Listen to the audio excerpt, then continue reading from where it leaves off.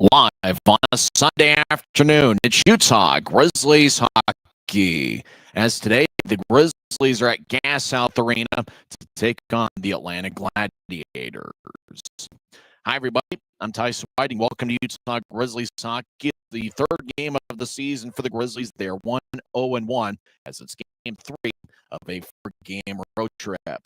Well, on Friday night, the Grizzlies got a 3-1 victory as Garrett Pike scored 2 goals. Grizzlies also got a empty-netter from Tyson Whiting. And Dryden McKay saved 25 of 26, first victory as a professional head coach.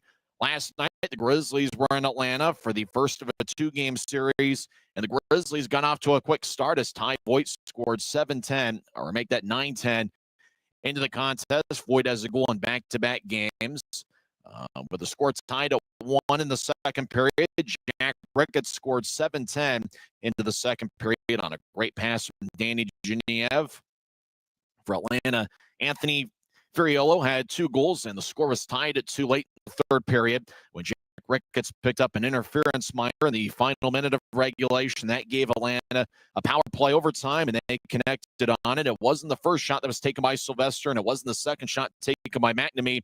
It was the third attempt that was scored by Louis Boudon, and Boudon scored the game winner. He spent the last 3 years overseas, and the Gladiators came away with a 3-2 overtime victory. So the Grizzlies' record is 1-0-1 as they have 3 of a possible 4 standings points. Utah is in first place in the Mountain Division. Grizzlies and the Gladiators face off is in about, I'd say, 18 minutes from now. It should take place at about 1:10 in the Mountain Time Zone, 3:10 locally in Georgia. When we come back, we'll talk about who's been hot for the Grizzlies as of late. We're grooving on a Sunday afternoon, and you're listening to the Utah Grizzlies. When you pay with the Nitro card at Maverick, you always save 10 cents or more on fuel every gallon, every day. And you could save a whole lot more thanks to Nitro. Pick up a Nitro card and upgrade your Adventure Club account. Right now at Les Schwab Tires, it's the Fall Tire Fest sales event. Save up to $120 instantly on select tires. And as always, you'll get America's best tire warranty. With a 60-day, no-hassle road hazard protection and free maintenance for the life of your tires. Get dependable, all-weather traction with the best service in the business.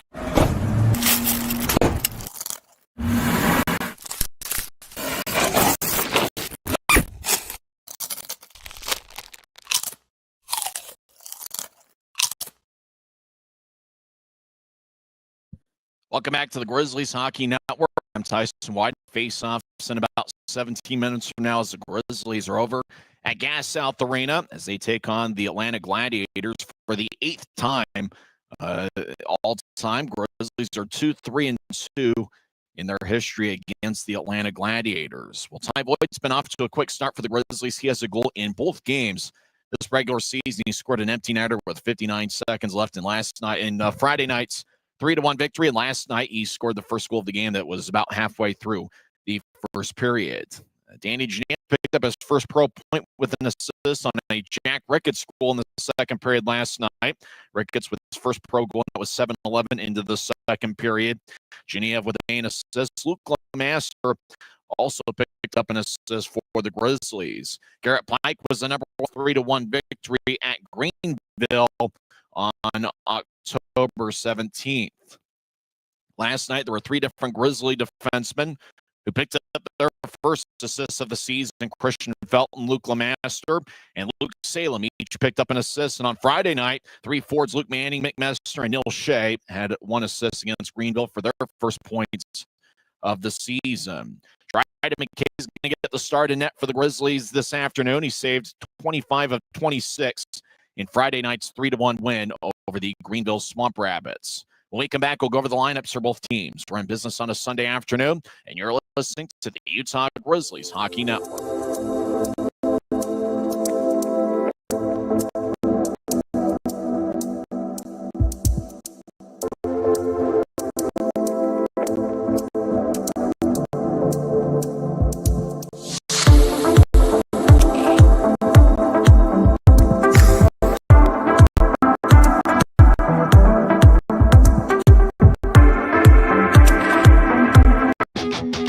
Maverick's new Bean to Cup machines always deliver a freshly ground cup of coffee on demand, so you can enjoy any of our premium roasts at their best. Today, or enjoy a fresh cup today. Les Schwab changed the tire game more than 70 years ago. Today, we still believe you should get more from less. Like more hustle, less hassle, less of the runaround. Because we include America's best tire warranty in every tire we sell. So you get more unbeatable warranty, less charging you extra. It's why you get more from less. Welcome back to Utah Grizzlies Hockey. I'm Tyson Whiting. We're counting down to the opening face-off as the Grizzlies take on the Atlanta Gladiators for the second straight day. And for the Grizzlies, it's the third game in a 3-3. They won 3-1 on Friday night, and last night it was a 3-2 loss in overtime as the Gladiators scored an OT game winner. Grizzlies have 7 players who are under AHL contracts. 4 with the Colorado Eagles, forwards Evan Friesen, Rylan Kovacevic, and Neil Shea, as well as defenseman Garrett Pike, and 3 players with AHL contracts for the Tucson Roadrunners, Maxime Barbashev, as well as Jack Ricketts, and last night's goaltender Dylan Wells, who saved 33 of 36 in his Grizzlies debut. When we come back, we'll go over the starting lineups, or at least the lineups for both teams. We don't have the starters yet, but we do know who's going to be in there for both sides. That's on the other side. You're tuned into the Utah Grizzlies pregame report. When you pay with the Nitro card at Maverick, you always save 10 cents or more on fuel every gallon, every day. And you could save a whole lot more thanks to Nitro Best Price. Pick up a Nitro card and upgrade. From commercial to recreational truck accessories, Mountain Land Truck Outfitters has got what you need. Flatbeds, spray and bits, wheels and tires. Mountain Land Truck Outfitters proudly uses the brand you know and trust. And with our experienced, knowledgeable, and friendly staff, your visit here will be informative and enjoyable. Stop into our convenient location in Provo at 265 South 100 West or call 637 to get a quote for your fleet or individual truck. Mountain Land. Every new day is a chance to be kinder to your body and your mind. U of U Health is here to help you. Let us help you be a better you.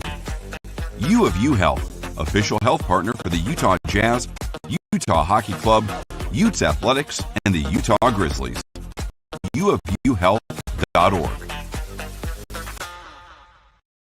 Since 1939, America First has helped people start businesses, buy homes and cars, and today, our top priority is still the financial success of you and your family, which is why we're giving new members $100 when they sign up for a basic savings and checking account, and another $100 when they upgrade to Boost Direct Deposit. Head to AmericaFirst.com today and join the credit union that always puts its members first. Welcome back to the Grizzlies pregame report. I'm Tyson Whiting. Let's go over the lineups for both teams. First, for the visiting Utah Grizzlies, who are led by first-year head coach John Buchanan. The assistant coach is Ryan Anderson, who's in his first season with the club. Anderson was an assistant with Reading last year. Athletic trainer is Brooke Timoney, and the equipment manager is DJ McFarland. Jack Skilly is an assistant coach and the director of skill development. And Garrett Metcalf, voice of the Utah Grizzlies. We're going to have a ton of fun this afternoon. Getting the start in net's going to be Dryden McKay, the 2022 Hobie Baker Award winner. McKay saved 25 of 26 on Friday night as he picked up the victory in his Grizzlies debut. The backup goaltender this afternoon will be Dylan Wells. We're not sure about the starters, but we do know Atlanta is going to go with their starting forward line, which is their top line of Sylvester, McNamee, and Scardina. And so because of that, I imagine the Grizzlies will counter with their top forward line, which on John Buchanan's lineup sheet has Tyler Gratton lined up with Mick Messner and Reed Webster. For Messner, it's his 153rd consecutive game as a member of the Grizzlies. He's been an Iron Man of sorts. For Tyler Gratton, it's interesting. He's going to be going up against his former college teammate, the Atlanta goaltender, TJ Semptenfelter. Felter's got 15 letters in his last name, and he played at Arizona State University for 2 seasons, and he was a teammate with Tyler Gratton in the 2023-24 Gladiators this afternoon, and Tyler Gratton is certainly familiar with them as they were college teammates 2 years ago at Arizona State. And as for Reed Webster, he's looking for his first point of the season, but he is a +2 through 2 games. So that's the top forward line, Gratton, Messner, and Webster from left to right. Second forward line is the speedy Neil Shea, lined up with the speedy Luke Manning and the ultra-speedy Ty Voigt, who has a goal in each of his 2 games. As Voigt's a +2 for the Grizzlies, and Neil Shea is also a +2. Manning, with 1 assist through 2 games, is a +1. Third forward line's got a ton of talent. From left to right, it's Jack Bricketts, who scored his first pro goal 7-11 into the second period on a pass from Danny Genev, who's going to be the center on that line. And the right wing is going to be Griffin Ness. Ness had some outstanding looks in the second period last night against the Gladiators. And the fourth forward line, there's going to be 2 of them. It's John Gillott and Evan Friesen. The Grizzlies are everything rolling, and so we'll see the lines matched and mixed quite a bit as the Grizzlies will roll Friesen and Gillott quite a bit with a bunch of other members, and they're going to go with 4 full lines this evening. And Friesen's had a pretty good start to the year, and John Gillott, especially in the first period last night, seemed to be a standout. We actually do know the starters now, as I've just been given a text on them. The starting forwards will be that line of Shea, Manning, and Voigt, the line that has quite a bit of speed in the starting defensive pairing. We'll get to that in a minute as the Grizzlies rolling with 11 forwards. The 3 forward scratches are Rylan Kovacevic along with Adam Berg and Maxime Barbashev. 6 defensemen for John Buchanan's crew. The starting defensive pairing is going to be Luke Salem and Noah Gansky. Gansky didn't play last night. He's back in the lineup this afternoon. He is 6'7" and 205 pounds, the former Fort Wayne Comet. And Luke Salem's been outstanding as of late. He had 6 shots on goal on Friday, 1 on Saturday. Salem has 1 assist and is a +1 in 2 games this season. So Salem and Gansky are the starting defensive pairing. We will see Garrett Pike lined up with Christian Felton and 1 assist through 2 games. And Garrett Pike also a +2. He was a +3, remember, on Friday night, where he scored the first 2 goals for the Grizzlies, including the game winner halfway through the third period. Pike is in his second year of a 2-year AHL contract with the Colorado Eagles, and he is 6'1" and 190 pounds. So it should be an interesting one this evening. The defensive scratches are going to be Aiden Hansen-Bucata and Luke Lemaster. Lemaster, remember, celebrated a birthday on Friday, and Lemaster picked up his first point of the season in the second period last night. So that's the lineup for the Utah Grizzlies. When we come back, we'll go over the lineup for the homestanding Atlanta Gladiators, who are led by Utah Grizzlies Hockey Network. Right now at Les Schwab Tires, it's the Fall Tire Fest sales event. Save up to $120 instantly on select sets of all-terrain Always. You'll get America's best tire warranty with a 60-day satisfaction guarantee, no hassle road hazard protection, and free maintenance for the life of your tires. With the best service in the business, get more from less. We went over the Grizzlies lineup. Now let's go over the homestanding Atlanta Gladiators. Grizzlies aren't familiar with Atlanta. There aren't that many connections to the both teams outside of maybe a few in the front office. But the Gladiators, you mentioned before, they're going to go with TJ Semptimphelter in net. 15 letters to his last name, only 2 in his first name. Played his college hockey with 3 different places. We mentioned he was a college teammate with Tyler Gratton at a .910 save percentage and a record of 18, 11, and 2. He appeared in 1 AHL game with Bridgeport. He's got an AHL contract with Milwaukee. Semptimphelter is 6'1" and 190 pounds. So he's going to be the starting goaltender. Ethan Hyder, who got the victory last night, stopping 2022, is the backup.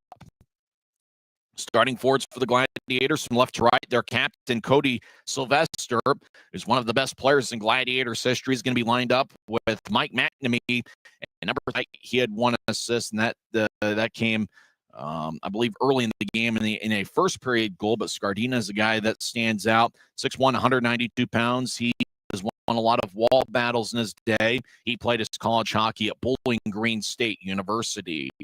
Second forward line for Atlanta from left to right is Kalen Lind, along with last night's hero, Louis Boudon, and Ryan Francis. That's the second forward line from left to right. Third forward line, the former Tulsa Oiler Carson Donomi, along with Alex Young and Isaac Walter. Walter, who played his college hockey at the University of Vermont's first-year pro. Fourth forward line from left to right is Mickey Burns, along with Joey Cipollone and Ryan Nolan. Not to be confused with Nolan Ryan, the all-time strikeout king in Major League Baseball history. This is Ryan Nolan, who's making his second appearance as a Gladiator, 6'1", 198 pounds. One of the stars last night is going to get a start defensively for the Gladiators, and that is Anthony Furiolo. He scored 2 goals. In fact, he had both of the Gladiators' goals in regulation. Chad Nychuk had 2 assists last night, and he's the other starting defenseman. So it's Furiolo and Nychuk. That's the starting defensive pairing for the Gladiators. Former Allen-American Andrew Jarvis is going to be paired up with Brendan Less, and Ryan Conroy is going to be paired up with Jack Robillati. Watch out for Robillati. He's got a lot of size at 6'3" and 194 pounds. Well, it looks like the theme of the Atlanta that they wore last night, which is certainly a colorful thing. It's a white base jersey with that gold beige kind of thing. And it looks like it's got a pretty interesting design. Not necessarily what you'd see in a hockey game, but it is certainly a sharp look. And if you're watching on Flow Sports, there's the Gladiators coming out on the ice. Grizzlies, for the 3rd straight day, are wearing a black jersey with white numbers and professional green trim. And if you want to know what professional green is, just look at those jackets they wear at Augusta, Georgia, after somebody wins a golf tournament on a Sunday afternoon in early April. That's kind of what it looks like, or at least that's what I think of a professional green trim, and that's what the Grizzlies are wearing this evening. And we'll see if maybe the Grizzlies can pull out some alternate jerseys. I know a few years ago, there was that green base jersey that everybody loved, and that's kind of where, the talk, it was almost one of the talks of league meetings a few years ago, and that's where somebody came up the term with that being a professional green, and that's pretty much why we call it a professional green, and that's what the Grizzlies will have in trim this Saturday. 6'1", 190 pounds. I guess with that jersey, everybody's going to look tall, and Senton Felter is going to be the starting goaltender for the Gladiators, and the Grizzlies will counter with Dryden McKay. So it should be a ton of fun over at Gas South Arena. I'm hanging out, and I, knock on wood, think I found a spot with internet here at Maverick Center, as Grizzlies will take on the Gladiators for the 2nd straight day. Well, when we come back, we'll have face-off on the other side. You've been tuned into the pregame report on the Utah Grizzlies Hockey Network.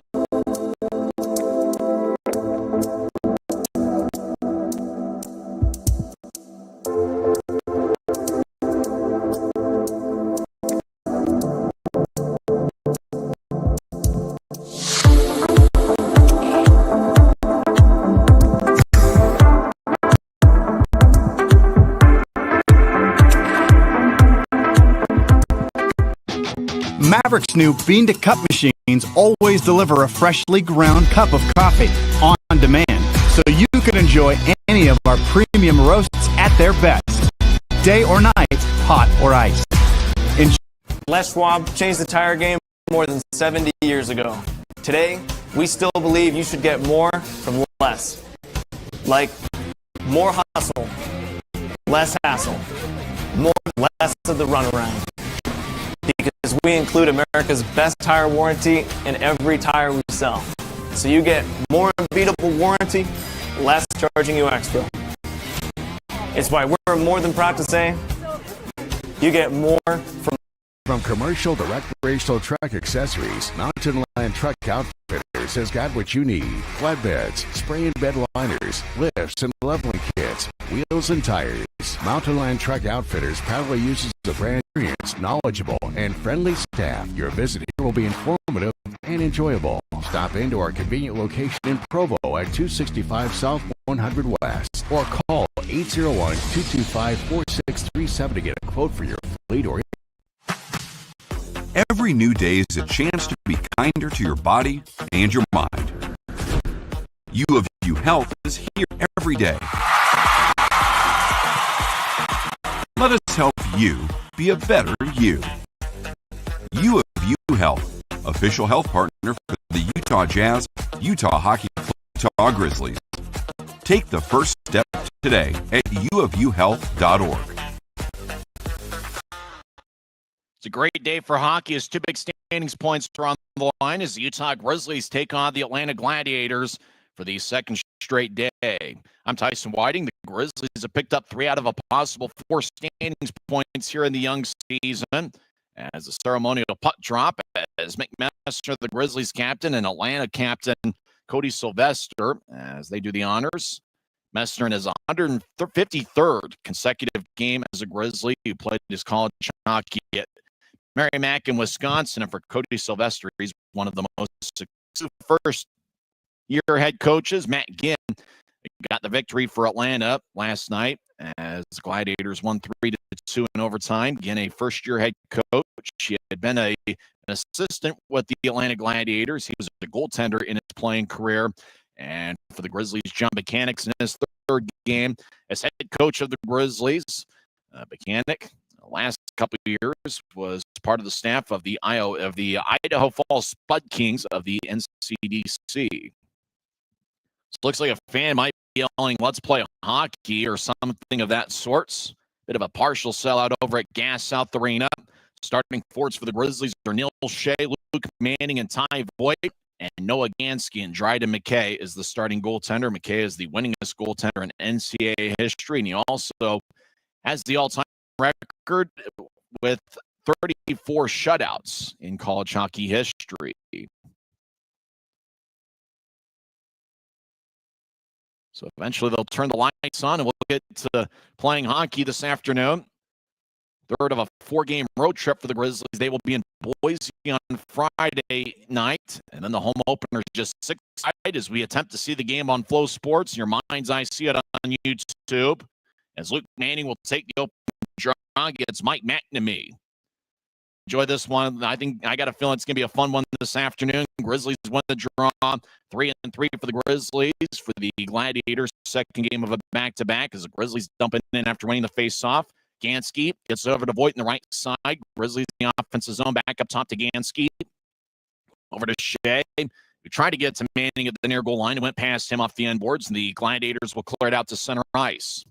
Grizzlies back up with it. Voigt on the back. Shea will throw it back to Salem as Salem will drift towards his left, and he'll feed a blue line pass. Grizzlies dump it in. Looks like Utah might make their first line change of the game as Manning stays on the ice. Now he'll skate towards the bench area as Reed Webster joins the play along with Messner and Gratton as the Gladiators cross center ice. He'll pitchfork it ahead as Lou Boudon, last night's hero, tried to center. It sticked away. Over the offensive line, make that Gratton backhand shot, and that's a save by Semptimphelter. Gratton and Semptimphelter were college teammates a couple of years ago at Arizona State.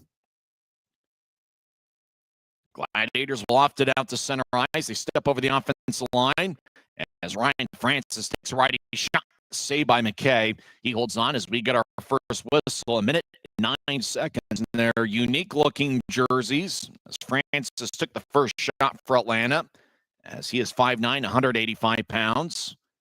Messner will take the draw against Lou Boudon. Boudon, last night's hero. And he's wearing number 29. Grizzlies win the draw. Winslow's out there with Colby Ends as Webster gets the puck. He'll move it out to neutralize for Gratton. Gratton trying to split a double team. He lost the puck. Atlanta comes back the other way. Andrew Jarvis will drive it in. Puck rolls along the boards towards the right wing. As the Gladiators trying to fire towards the net, and it's sticked away by Utah. As Gratton holds his ground, the Gladiators break free as they'll skate to the right goal line now around the net. As Atlanta now on the left wing.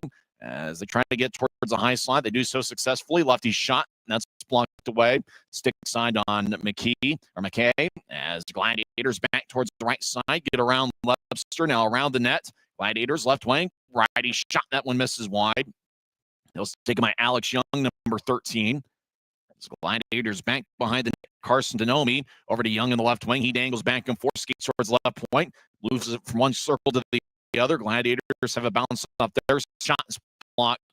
Coming back up with it is Reed Lebster, as Lebster will throw it towards the Atlanta line. Gratton comes off the ice. Atlanta steps over the offensive line. Denomi dumps it in, as the Gladiators will make a line change. Grizzlies back deep in their own end, as Enns gets it back across. Grizzlies with a long-range feed angle right that ricochets off the boards near side.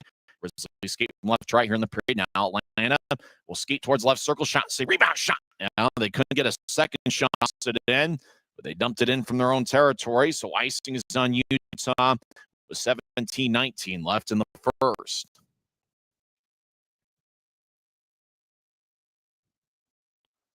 Who's your pick to click? Who's going to play a good game for the Grizzlies tonight? I think I'm going to go with Reed Lebster. Lebster's my pick. He led the Grizzlies in scoring after February 1st last season. Lebster's lined up with Messner and Gratton here this afternoon. There's 17-19 left in the first. Wide assortment of jerseys in the Nashville Predators and the Milwaukee Admirals.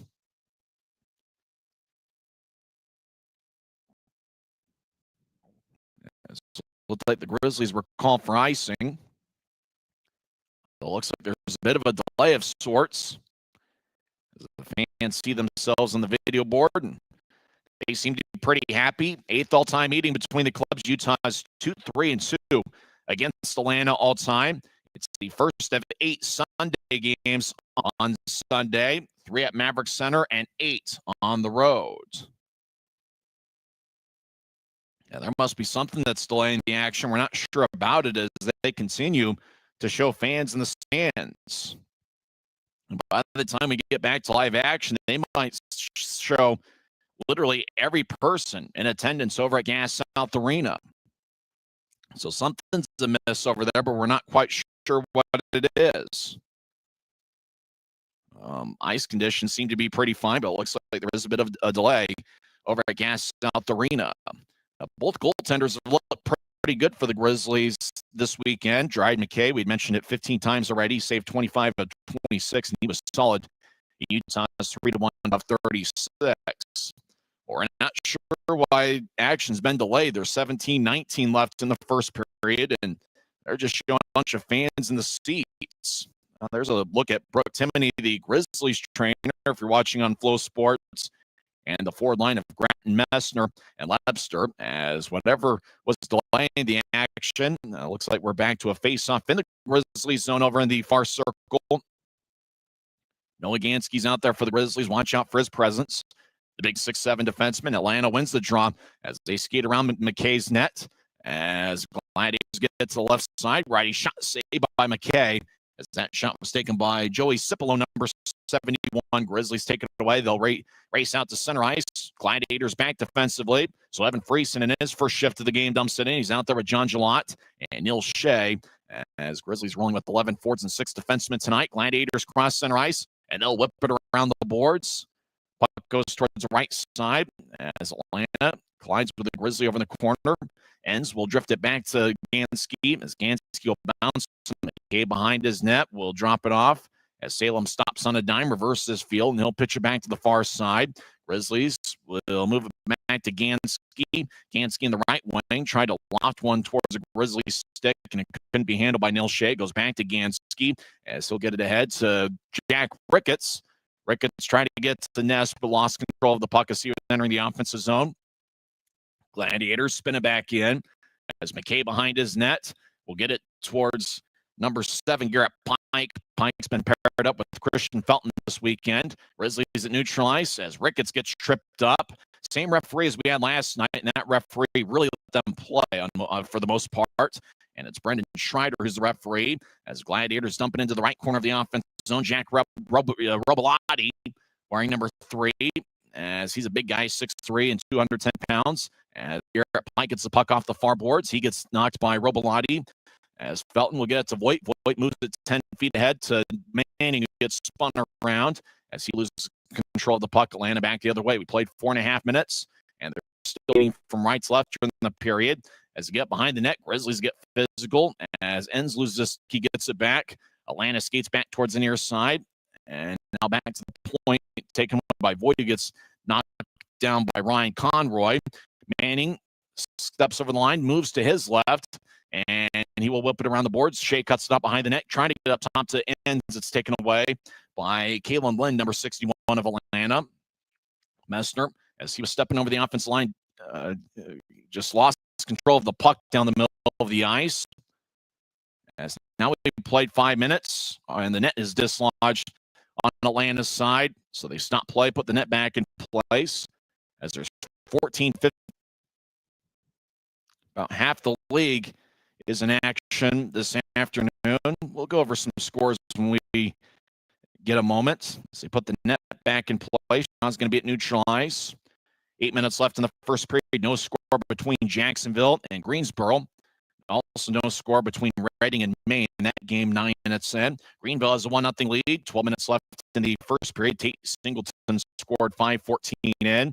So the Swamp Rabbits lead South Carolina in each intermission. Grizzlies won the face-off, and they'll drive it in. It was a neutral zone draw. As Simpton-Felter will backhand it towards the far wing wall. Atlanta will back it out there at their own goal line, far side, as they'll pitch it ahead. Grizzlies keep it in and dump it back deeper in the Gladiator zone. Now Atlanta will nudge it ahead. Grizzlies back defensively. Left wing feed goes tape to tape. Gladiators skate towards the left circle. Lefty shot goes high and wide as Mickey Burns' blast goes out of play with 14:31 left in the first. The number 6 is on both teams. Luke Salem of the Grizzlies and Andrew Jarvis of the Gladiators are sporting mustaches. And it actually looks like they're sporting pretty similar mustaches to each other. As Jarvis gets the puck left point, bounces one in, ricochets off the left pad of Dryden McKay. As Grizzlies come back the other way, Salem over to Manning. Manning gets knocked down. Salem goes over to knock over a Gladiator. It might have been Jarvis. Both guys with nice-looking mustaches. Now Salem at the puck as he'll bounce one towards Manning. Down in front, looks like back deep in their own zone as they spin it back to the far side. Been a very slow, methodical start to this game as both teams with the filling out process. Gladiators get to center ice, and they'll bounce one in as it kicks off of the right pad of McKay. Luke Salem at the far goal line. Looked for a long-range pass. It bounced off the Gladiator. Now the puck will flip into the left corner. Atlanta runs it down as they try to get up top, but the pass went wide of the mark, and they'll have to race after it in their own zone. Ryan Conroy with the puck. They'll toss it towards the Gladiators bench. Now another Gladiator across the center ice, and they'll dump it onto McKay at the far goal line. McKay will roll it around his net as Pike back towards the near side. It lines up the stick of Ricketts. Felton with the puck, and he'll toss it about 5 feet to his left. Ricketts collides with Ryan Conroy. Conroy with the puck as the Gladiators try to center it out in front. It's picked off as Pike lifts the stick of a Gladiator, and the whistle blows with 13:10 left in the first period.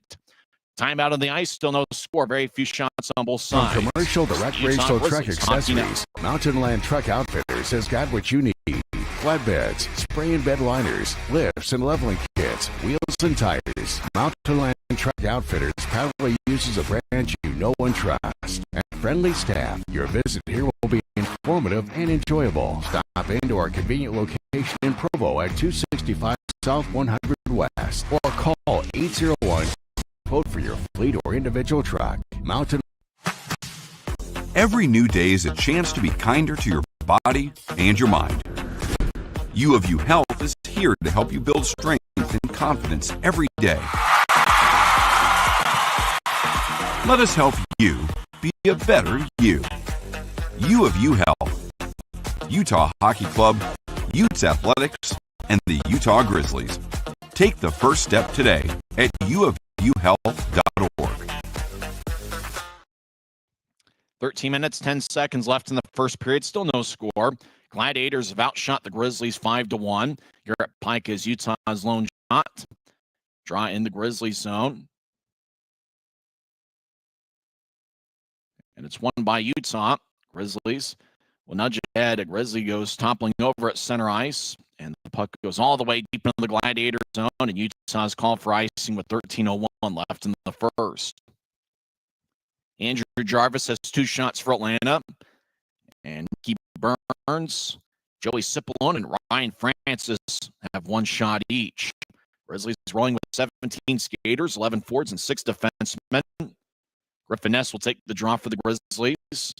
Second full season as a pro. We'll backhand it to Ricketts ahead. Ricketts over the offensive line, trying to force one behind his back, looking for Ness as the puck goes towards Felton. Now Ness gets it in the right corner. He dances around as Ness will now skate towards a point. He loses control of the puck. Gladiators cross center ice. As Atlanta will dump it in, chasing after it and getting it. Danny Genev, the Penn State product, first-year pro, third pro game. He got his first professional point with an assist on the Ricketts goal in the second period last night. Gladiators backing out into their own zone. Long-range pass gets to center ice. The Gladiators will sky it in. Puck ricochets. Gladiators back to the left side. Now they'll move it back to the right. Now the Gladiators over to the right circle. Skate in. Righty shot. Saved by McKay. And he holds on with 12:10 left in the first. That shot was taken by Brendan Less, who's a 6'1", 180-pound defenseman. As Less talking things over, Gladiators will switch things up. Grizzlies will have Neil Shea out there with Voigt and Manning. Manning will take the face-off. Manning, the St. Thomas product, second full season as a pro. As Utah wins the face-off, Winslow gets ahead to neutralize for Shea. Shea ricochets off the boards for Voigt. Voigt near the Atlanta bench will drop it off to Manning. Make that Shea left side, lefty shot. And Semptimphelter has a glance off his glove. Now right point, righty shot, saved by Semptimphelter. He holds on and took the shot from the point. Shea was trying to redirect it. 11:56 is left in the first period, and the Grizzlies will have an offensive zone draw. Still looking for the game's first goal. Interestingly enough, the Grizzlies are 1-0 when the opposition scored first, and they're 0-1 when they score first. As Greenville scored first on Friday night, and then the Grizzlies responded with the final 3 goals of the game. Grizzlies scored first last night, and Atlanta responded with a goal late early in the second period to tie it up at 1. As Utah will get it towards Voigt. Puck ricochets off the ice at center ice. Now coming back up with it is Conroy, and he'll whip it around the boards. Messner looks over his right shoulder as he'll force it out to center ice as he was trying to get to Voigt, and it must have glanced off the stick as the Gladiators back towards the Grizzlies bench. Got redirected, neutralized. McCabe behind his net. We'll moving out to the right corners. The Grizzlies skate from left to right here in the period as a Gladiator goes down, and now the puck back to neutralize. Gladiators will back it out to their blue line as they slow down the pace. Atlanta out to center ice will bounce it in out to the high slot, but offside, as looked like Isaac Walter tried to control the puck, and as he was entering the offensive zone, just overskated it, and so offside's the call with 11:07 left in the first. Reed Lepster on the ice, might pick to click. Lepster was part of the Florida Everblades 2024 Kelly Cup Championship playoff run. Messner takes the drive, wins it. Lepster skates around Gratton and Messner, gains center ice, trying to dump it in, but on the back check, Gladiators took it away. Atlanta back to center ice, dancing down the middle as Young will bounce it in. As Grizzlies will hustle after it. Salem will whip it around the boards. It's cut off at the right point. Atlanta keeps it in as they'll reverse the puck back behind Utah's net. Gansky comes up with it. He's got good hands. Right wing pass to Lepster. Lepster connects it, and he'll move it to his left as Messner skates towards the corner. Now around the net. Trying to drop it for Lepster. Puck goes back towards the right side, and Atlanta will carry it out to neutralize. Atlanta across the center red line, and they will spin it around the boards. As it goes towards the left corner, as it ricochets off of Alex Young's stick, and the Grizzlies outlet it to center ice. Arm is raised by the linesman, and it goes all the way down for an icing with 10:18 left in the first. So very few shots on both sides. Atlanta does have a sizable lead in the shot count so far, and Atlanta had a pretty strong advantage last night, out shooting the Grizzlies 36-22. Right now, it's 5-2 in favor of Atlanta, as Colby Enns and Garrett Pike have the 2 shots for the Grizzlies. Right circle draws one by Utah, skating around the net is Christian Felton. He's an outstanding skater, second-year pro, though he is officially listed as a rookie. Played in 20 games combined with the AHL and ECHL last year. Puck deflects off a stick into the Grizzlies bench, so that stops play with 10:08 left in the first. Joey Cipollone, they show him on Flow Sports. Cipollone, a 26-year-old out of Purchase, New York. Void on the ice, out there with Shea and Manning. Draw one by Atlanta. It's a neutral zone face-off near the Grizzlies bench, which is to the left of center ice on the far side as we're seeing it. Gladiators back deep in their own zone as they back it out halfway through the first period. As they'll bounce one off a Grizzly, and Utah comes up with it. As Felton over to Pike. Pike off his stick. He'll regather the puck along the far wing wall. Long-range pass. Bounces off a stick and goes to Utah as John Jalot gets forced along the boards. Atlanta comes back up with it as Frieson's on the ice as well. Atlanta will pitchfork it all the way deep into the Grizzlies zone. Utah chases after it, no icing. Felton accepts the puck. He'll stop behind McKay's net. As now Felton skates down the middle of the ice. He'll guide it towards his right for Voigt, who gets around one skater, gets to center ice, and he'll chip it in. But it looked like he chipped it in out of play with 9:19 left in the first. Time out of the ice, no score. Atlanta's outshot Utah 5-2. This is the Utah Grizzlies Hockey Network. When you pay with the Nitro card at Maverick, you always save 10 cents or more on fuel every gallon, every day. And you could save a whole lot more thanks to Nitro Best Price. Pick up a Nitro card and upgrade your Adventure Club account today. Colby Enns and Garrett Pike have Utah's shots on goal. Atlanta's outshot Utah 5-2. Still no scores. Both goaltenders have looked sharp early on. More action after this. Right now at Les Schwab Tires, it's the Fall Tire Fest sales event. Save up to $120 instantly on select sets of all-terrain or all-weather tires. And as always, you'll get America's best tire warranty. With a 60-day satisfaction guarantee, no hassle road hazard protection, and free maintenance for the life of your tires. Get dependable all-weather traction with the best service in the business. Get more from less. Still no score over at Gas South Arena. Seen quite a bit of Colby Enns, and we're certainly thrilled to have him in a Grizzlies uniform. 26 years old. It's his first full season as a pro. Last year at Merrimack College, had 4 assists in 29 games. He also got in one game with the Iowa Heartlanders, and Enns got a pretty good size speed ratio, 6'2", 195 pounds. He handles the puck well.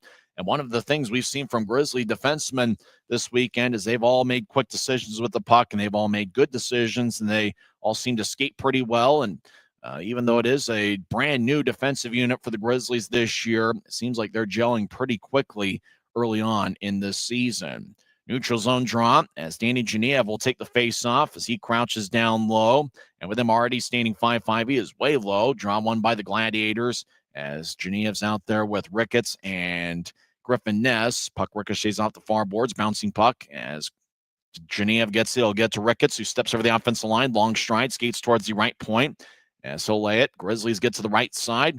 And a backhand shot by Avery Winslow goes wide as he was looking for a Grizzly who was jumping at Semtenfelter to maybe redirect it. Atlanta's Cody Sylvester, their captain, gets to the left side. Atlanta tried to center it, and it was sticked away by Winslow. Now the Gladiators force the puck towards the near circle, and it's taken away. Colby Enns will bounce one over the stick of Genev as Grizzlies skate from left to right here in the period. Atlanta dumps it back in. Gansky will run after it, and icing is called on the Gladiators with 8:38 left in the first. With the Grizzlies being in a situation where it's the third game in 3 days, and obviously that's an unideal situation for any hockey player with as much effort and enthusiasm as they put into every game. It's important for the Grizzlies to get off to a fast start and see if they can play with a bit of a lead and play with some tempo. And obviously with the Grizzlies' disciplined defensive unit, maybe that can end up being enough if they just find a way to get 1 or 2 here early on the board. Manning will take the draw for the Grizzlies. It's an offensive zone face-off. He's out there with Shea and Voigt. As draw one by the Grizzlies, Shea gets the puck in the left point. He'll spin it back in deep as Manning. He gets knocked down. He gets dragged down. No call. The referee, Brendan Schreider, really let them play last night, and it looks like that's the case once again this evening. As Grizzlies will stride back to get it. As Salem over towards Gansky. Gansky will whip it ahead, and it goes all the way in deep. It got redirected by a stick at neutral ice. As Grizzlies get bounced towards the boards, Gladiators come back the other way. Atlanta's got decent team speed. A puck bounced off the stick at center ice. Atlanta retrieves it. Right circle. They try to center it, and the Grizzlies will bounce one towards the left corner. Salem gets the puck. He'll bouncing off the wall to Voigt. Voigt moves to his left for Manning. Manning back to Voigt. He steps over the offensive blue. Toe drag, gets to Manning, right side. He'll take a lefty shot, and he swung and missed. Boy, Manning was trying to lift the puck over the shoulder of Semptenfelder and just couldn't quite get control of the puck. Shea races after a loose puck. One-hands it. Now he throws it up top. Grizzlies keep it in high slot as Manning trying to get to Shea. Ricochets off the far wing wall. Now up top to Pike. He'll take a lefty shot save. As swinging and missing, it was Shea on a loose puck on the right side. Grizzlies get it back to Shea's in the left wing. Up top to Pike. They'll move it to Felton in the right point. Felton dancing around. And we get a whistle as once again the net gets dislodged on the Atlanta side. That's the second time that net has come off its moorings. It looks like Semptenfelter is staring down the net and the crossbar in particular, trying to figure out why it came open. 7:22 is left in the first, and it looks like they're having some issues with that spot in the peg, as it looks like it's been pretty loose. Semptenfelter, he examines the post himself, and he sees that it is pretty loose. Now, remember, about 3 minutes into the game, there was a big delay of about 4 or 5 minutes where we saw every single person in attendance at Gas South Arena. It's possible that they were examining that post, which seems to be pretty loose. They may have to do some work on that during the first intermission. So Semptenfelter looks things over, and it looks like Nick Klesko is acting as a handy repairman, as all three officials are now looking at the post, and they say we're ready to go.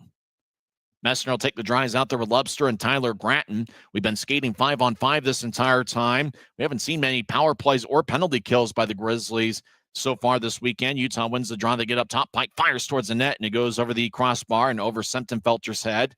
As Messner trying to get towards a point as he gets back checked, drops it off for Gratton. We get a whistle, and just as we were saying, we don't have many penalties. We get one, and it looks like it's going to be a Grizzlies power play. I think holding is a call, as number 12, Anthony Furiolo, who had 2 goals last night. Furiolo goes to the box, and the Grizzlies will get on the power play, as Utah is still looking for their first power play of the season. Furiolo, 2 minutes. We believe the official signal was for holding.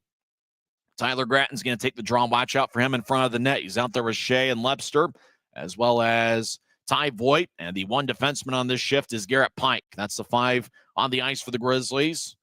As Atlanta wins the draw, they'll kick it back towards the near corner, and they will sail it all the way on the cross-country flight to McKay. McKay cuts it off in front of the crease, and he gets it to Pike. As Garrett Pike still scoreless, less than 7 minutes left in the first period. He'll drop it off as Voigt will slide it to his left for Lepster. He crosses the center ice, steps over the offensive blue. Lepster will bounce off a Gladiator skate, and it goes out to center ice. Grizzlies reset. Pike raises his left arm in the air as if he's a point guard, directing traffic and calling out a play. Pike gets the neutral ice and backs it out to Voigt. Voigt fakes it to Lepster, skates across center ice. He gets his pocket picked. Atlanta's got a breakaway, skating down the middle of the ice, back in, shot, saved by McKay. And he holds on as the whistle blows with 6:27 left in the first. Boy, Atlanta had a break there, and Joey Cipollone looked like he got the puck. And Cipollone didn't look like he had much speed or momentum skating towards McKay. He was very patient with his approach. He fired a backhand shot that McKay made a save on, and McKay covered up. 6:27 left in the first period. As looks like the Grizzlies made a change as they get a fresh set of 5 skaters on the ice. Luke Manning's out there. Draw in the Grizzlies zone. It's won by Atlanta. Lefty shot off the draw by Ryan Conroy, saved by McKay. As a Grizzly gets tripped up behind the net, no calls. Messner will race out to neutral ice. Fakes it to his left. Now he'll chip it to his left for Manning. Manning will dump it in deep, but the whistle blows. Apparently the Grizzlies were offside, as there was 3 Grizzlies in the area near the Gladiators bench left wing. And looks like a little bit of miscommunication and the timing off just a little bit. So the whistle blows with 1 minute, 3 seconds left in the power play and 6:14 left in the first period. Messner will take the drives out there with Ricketts, Luke Salem, Manning, and one other. As Ricketts and Conroy They talk things over as both of them to the right of where the faceoff's going to be taken. Messner with the draw. Messner wins the faceoff as the Grizzlies get it back to Salem. He's at neutral ice, and Salem will fire it in deep as puck ricochets towards the far corner. 2-on-2 scrum as Manning takes a seat on the ice. As Ricketts collides with the corner boards as he got pushed by Mickey Burns. And now the Gladiators come out with it. 2-on-1 as Mickey Burns, left side, will take a lefty shot. And that one might have been taken by a Grizzly stick as Salem might have gotten a piece of it. Now 5:45 left in the period. Salem gets the puck. Will get out to neutral ice, dangling back and forth. He moves to his right. Ricketts steps over the offensive line, stops on the point, waits for everybody else to enter the offensive zone. Now get it towards Messner. Now back to Ricketts. As he'll drop it for Genev. Danny Genev skates towards the right circle. Now stops in the right corner. And he'll feed it back up top to Salem. Salem, right side, will take a lefty shot. And it got redirected by Messner. Stick and it goes high off the glass. Stays in play. Manning trying to get to Ricketts. Puck stays with Manning in the left corner. He'll backhand it up top. Salem back to Manning. As Manning dangling back and forth, trying to get to Messner, but instead air-mailed it to him. As Messner tried to get it, he battles with a Gladiator. Messner raises his stick. Now he gets the puck. Messner skates along the near goal line, tried to force one in as he was looking for either a shot or Manning, and got none as it directed towards the far corner, and Atlanta clears it out. Genev back out there in the offensive zone as the Grizzlies make a change around him. As Utah's now 0 for 6 on the power play, we're back to even strength. Genev will bounce off a Gladiator as Genev and a Gladiator overskate it. As Utah step over the offensive blue as Friesen gets taken off the play by Ryan Conroy, who's made an impact here in this first period. Long-range feed, a Gladiator and Grizzly collides as Gladiators enter the offensive zone. Right side, lefty shot saved by McKay. Puck goes back up top. Atlanta gets it towards Conroy, left side. His shot misses the net glove side as Gladiators now skate towards the right corner. 4:20 on a moving clock. First period, still no score. Grizzlies, big-time collision over in the high slot as Evan Friesen got knocked down by Ryan Conroy. Friesen back to his feet. Gladiators dance around over in the left corner as Scardina feeds up top. Now the Grizzlies knife it away. Griffin Ness at center ice, bounce it off his stick as Gladiators back at center ice as they re-enter. As they'll throw it to Sylvester. He gets in the left corner. Sylvester will whip it around the wall as Friesen returns a favor on a Gladiator with a hit. Ness comes out with it. 2-on-3 across the center ice. Steps over the center red line, and he'll dump it in as the Grizzlies make a line change. Gladiators back towards center ice. Still no score. About 3.5 minutes left in the first period. As Atlanta will pitchfork it in. McKay behind his net will bounce it off a Gladiator. Grizzlies slow things down as Utah gets to Ty Voigt, who crosses the center ice. Voigt will chip one looking for Felton, but it was overled for him. Gladiators blue line to blue line pass connects. As taking it is Louis Boudon, last night's hero. Boudon, the native of France, loses the control of the puck as Voigt and Shea along the near wall. Boudon boxes Shea away from the puck as Voigt on the back check, but it goes back to defenseman Anthony Furiolo, last night's hero with 2 goals as Atlanta gets around 2 Grizzlies. Big collision in the slot. Atlanta will try to chip it to the near circle. Nobody home but Voigt. Voigt plays for the Grizzlies. So the Gladiators, they'll reset their blue line. Voigt will stick it deeper into the Gladiator zone. That's coming up with its Furiolo. As he'll slide it towards his right. As Gladiators, rink-wide feed, goes tape to tape as Sylvester gets taken off the puck by Felton. Puck in the corner as Skansky delivers a battle with the Gladiator. Voigt up with it. Ty Voigt crosses the center ice, and he'll bounce one in like a basketball. Ricketts chasing after it and make that Gratton as Gratton tried to box Atlanta out for positioning behind Atlanta's net. Gladiators dance around over on the near side as Atlanta back to neutral ice. They'll cross center ice. They get knocked down from behind.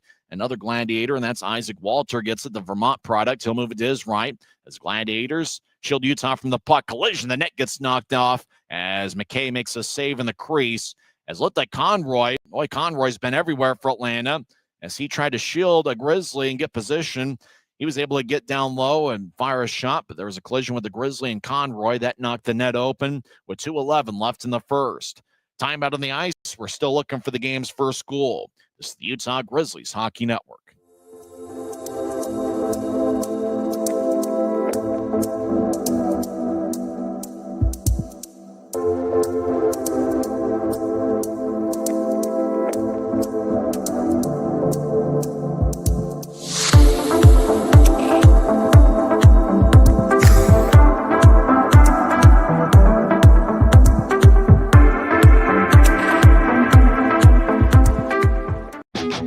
Maverick's new bean-to-cup machines always deliver a freshly ground cup of coffee on demand, so you can enjoy any of our premium roasts at their best, day or night, hot or iced. Enjoy a fresh cup today.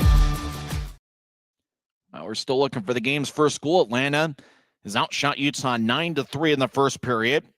All three Grizzly shots have been taken by defensemen. Colby Enns, Garrett Pike, and Avery Winslow each have one shot for Utah. For the Gladiators, Jarvis Burns and Conroy each have two shots. Sylvester Cipollone and Ryan Francis with one shot each. The lone penalty, Anthony Furiolo had a holding minor, 12:49, and Grizzlies might have gotten one shot on the power play, as Utah's 0 for 6 on the power play this season, but they are perfect. But they are 2 for 3 on the penalty kill this season. Atlanta wins the neutral zone draw as Gansky gets physical with Ryan Conroy. Conroy's been ultra physical and active here in this first period. Scrum along the near boards. That's happened quite a bit this weekend. Gratton delivers a couple shoves in the back of a Gladiator. Messner nearby as taking the puck is Gansky. Gansky stops in his own corner. Grizzly escape from left to right, gets ahead to Messner, and Messner will race out to center ice as he'll toss it off the right wing boards. Gratton gets taken off the puck by Robilotti as the Gladiators back in their own zone will throw it behind their net. There's a minute 29 on the moving clock here in the first period.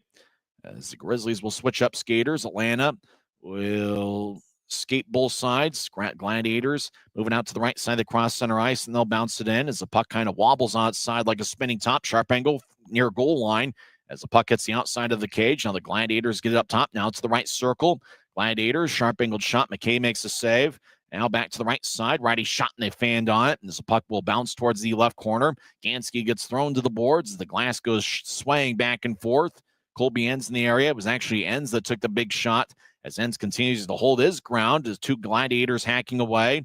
Now Atlanta trying to throw it back up top, and that misses a defenseman. Atlanta will reset up shot back deep in their own zone as they skate around their goaltender, TJ Semtenfelter, as Gladiators cross center ice. Dancing back and forth and dumping it in is number 39, Chad Nychuk. 30 seconds left in the period. Atlanta towards the left side. Too much traffic out in front as Caitlin Lind was looking for a centering pass, and there was just nobody home. Lind gets the puck, trying to get it up front. Now he gets it back to the left side. Lefty shot, saved by McKay. Grizzlies come back up with it. Genev over to Voigt. Voigt to the right side for Ricketts. Ricketts steps over the offensive blue as he drops it off. Felton back up top for Ricketts. Ricketts to the left circle. Now 4 seconds left. Grizzlies trying to get back up top for Ricketts. And it goes past him all the way deep into the Grizzlies zone, and the horn sounds, and that will do it for 20 minutes over at Gas South Arena, as Atlanta had a big shot advantage in the first period, but neither team found the back of the net. Gladiators outshot Utah 36-22 in last night's game, and today, here in the first period, Atlanta with the shot count 11-3. On Dryden McKay. The only 3 shots by the Grizzlies were taken by defensemen, Colby Enns, Garrett Pike, and Avery Winslow. There was only one penalty in the first period. Anthony Furiolo had a holding minor, 12:49 into the contest. Grizzlies maybe got one shot on that power play.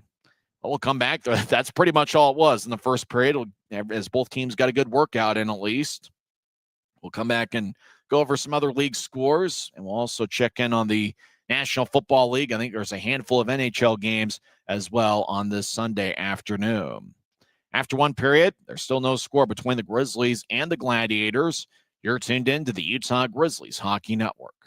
When you pay with the Nitro card at Maverick, you always save 10 cents or more on fuel every gallon, every day. And you could save a whole lot more thanks to Nitro Best Price. Pick up a Nitro card and upgrade your Adventure Club account. From commercial to recreational truck accessories, Mountain Land Truck Outfitters has got what you need. Flatbeds, spray and bed liners, lifts and leveling kits, wheels and tires. Mountain Land Truck Outfitters proudly uses a brand you know and trust. And with our experienced, knowledgeable, and friendly staff, your visit here will be informative and enjoyable. Stop into our convenient location in Provo at 265 South 100 West or call 801-225-4637 to get a quote for your fleet or individual truck. Mountain Land. Every new day is a chance to be kinder to your body and your mind. U of U Health is here to help you build strength and confidence every day. Let us help you be a better you. U of U Health, official health partner for the Utah Jazz, Utah Hockey Club, Utes Athletics, and the Utah Grizzlies. Take the first step today at uofuhealth.org. Since 1939, America First has helped people start businesses, buy homes and cars, and achieve their financial goals. Today, our top priority is still the financial success of you and your family, which is why we're giving new members $100 when they sign up for a basic savings and checking account, and another $100 when they upgrade to premium checking and enroll in and use direct deposit. So head to americafirst.com today and join the credit union that always puts its members first.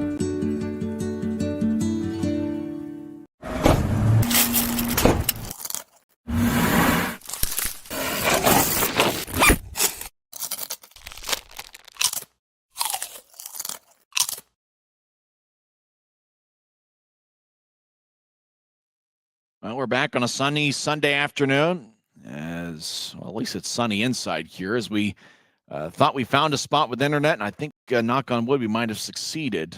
Hopefully we'll be able to use this for the majority of road games.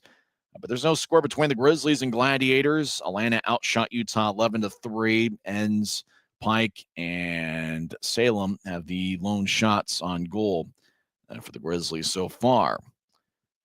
Let's go over some other action in the league, as Jacksonville leads Greensboro 1-0, as Greensboro still looking for their first victory as a franchise, as they lost past regulation, so they did get their first standing point in team history. They lost 2-1 in overtime to the Jacksonville Icemen, as Savage got the overtime game winner for the Jacksonville Icemen. That was in last night's game, and this afternoon, after one period, Jacksonville leads Greensboro 1-0. Reading and Maine are scoreless after one frame. Also after one period, South Carolina and Greenville are tied at 1. Tate Singleton scored 5:14 into the first period for Greensville. And South Carolina's Simon Pinard, the former Tahoe Night Monster, he tied it up 17-21 into the first. Late first period, Adirondack leads Worcester 2-0. It's Adirondacks' regular season opener. The Worcester Railers are 0-1 on the season.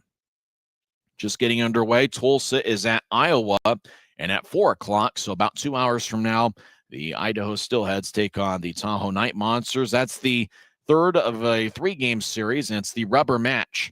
As last night, Idaho picked up a 6-4 victory. On Friday night, Tahoe won the regular season opener 6-3. So that's the ECHL scoreboard. When we come back, we'll go over the scores in the National Hockey League. As after one period of play, no score between the Grizzlies and Gladiators. We're still looking for the Grizzlies' first shot by a forward, as it was 3 different defensemen that had one shot on goal for Utah in the first period. This is the Grizzlies Hockey Network.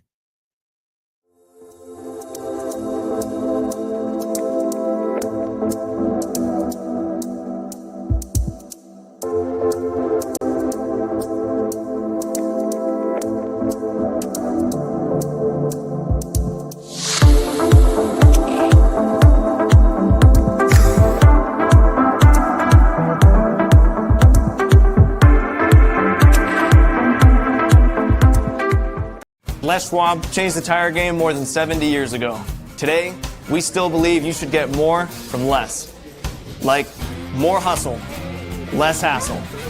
More of the best service around, less of the runaround. Because we include America's best tire warranty in every tire we sell. So you get more unbeatable warranty, less charging you extra. It's why we're more than proud to say, you get more from less. First intermission over at Gas South Arena, and there's still no score. I'm Tyson Whiting hanging out at Maverick Center, about 2 time zones away from where the Grizzlies are over in the state of Georgia. One NHL game has gone final. Canucks defeat the Capitals 4-3. That was a wild game where Vancouver scored 3 unanswered goals in the first period, as Elias Pettersson, Tyler Myers, and Kiefer Sherwood found the back of the net, and then Teddy Bluger scored a second period goal. And then the Capitals made a comeback attempt Ryan Leonard scored a late second period goal. Jacob Chikrin and John Carlson with third period goals. And so Washington made it close to the end, but Vancouver came away with a 4-3 victory over the Washington Capitals. Alex Ovechkin in tonight's game did not register a point. Tom Wilson did have 2 assists for the Capitals in the loss. One NHL game in progress. After one period, no score between the Red Wings and Oilers. Red Wings 7 shots on goal, and the Oilers have 3 shots. And that matches what the Grizzlies put forth in the first period against the Gladiators. So, hey, Oilers and Grizzlies have that in common, as obviously Edmonton, a high-powered team with the likes of Connor McDavid and Leon Draisaitl and company. Looks like the Zamboni driver has a sword with him on his Zamboni machine. So they got some interesting things going on in Atlanta. Getting underway at 5 o'clock over at Delta Center, the Boston Bruins make their one visit to the Salt Lake Valley. They are 3-3 on the season, and they take on the 3-2 Utah Mammoth. And that should be an interesting one that will get underway at 5 o'clock. It's the second game of a back-to-back for the Bruins. They lost last night to the Grizzlies NHL affiliate, the Colorado Avalanche. The final score in that game was 4-1. Nathan McKinnon scored 2 goals. Josh Manson and Martin Necas also added goals for the Avalanche. And so Colorado, they're off to a fast start this season, as the Avalanche are now 5-0-1. So Mammoth and Bruins do battle tomorrow or tonight at 5 o'clock. That's actually the first time since the name change that the Mammoth will face the Boston Bruins. And interestingly enough, I think it was exactly 1 year ago to the date when the Bruins were at Delta Center last season, a game that was won, if I remember right, in overtime by the Mammoth. One other NHL game getting underway at 5 o'clock. The 2-2 Anaheim Ducks take on the 2-2 Chicago Blackhawks. Chris Kreider leads Anaheim with 4 goals. And it looks like the Ducks play a pretty interesting brand of hockey. That should be a fun game. That will be at 5 o'clock as the Ducks take on the Blackhawks. And that game is going to be at United Center. Well, when we come back, we'll go over some NFL scores. As there's still no score this afternoon, Grizzlies and the Gladiators, they'll start the second period skating 5-on-5. This is the Utah Grizzlies Hockey Network. From commercial to recreational truck accessories, Mountain Land Truck Outfitters has got what you need. Flatbeds, spray and bed liners, lifts and leveling kits, wheels and tires. Mountain Land Truck Outfitters proudly uses a brand you know and trust. And with our experienced, knowledgeable, and friendly staff, your visit here will be informative and enjoyable. Stop into our convenient location in Provo at 265 South 100 West or call 801-225-4637 to get a quote for your fleet or individual truck. Mountain Land Truck. Every new day is a chance to be kinder to your body and your mind. U of U Health is here to help you build strength and confidence every day. Let us help you be a better you. U of U Health, official health partner for the Utah Jazz, Utah Hockey Club, Utes Athletics, and the Utah Grizzlies. Take the first step today at uofuhealth.org.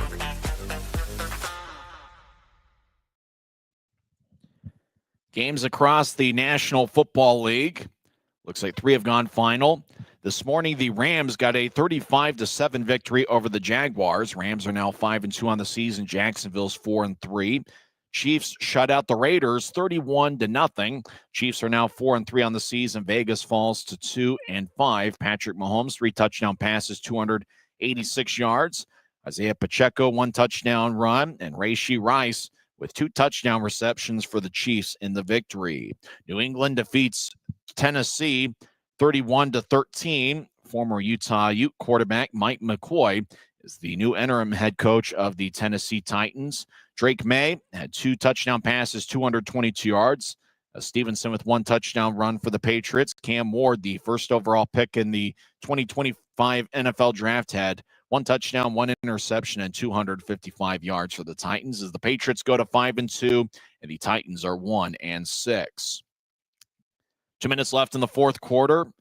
It's a bit of a pillow fight. Panthers lead the Jets 13-6. That's a low-scoring affair. Not a whole lot of action in that game, but it looks like both teams are getting a good workout in. Bryce Young, 1 touchdown pass. Rico Dowdle with 79 rushing yards and on 17 carries. And for the Jets, well, all they've got is 2 field goals. Tyrod Taylor has 2 interceptions as quarterback of the Jets. Justin Fields, 6 of 12, but it looks like Taylor's gotten more time than Fields in that game. 2 minutes left. Panthers lead the Jets 13-6.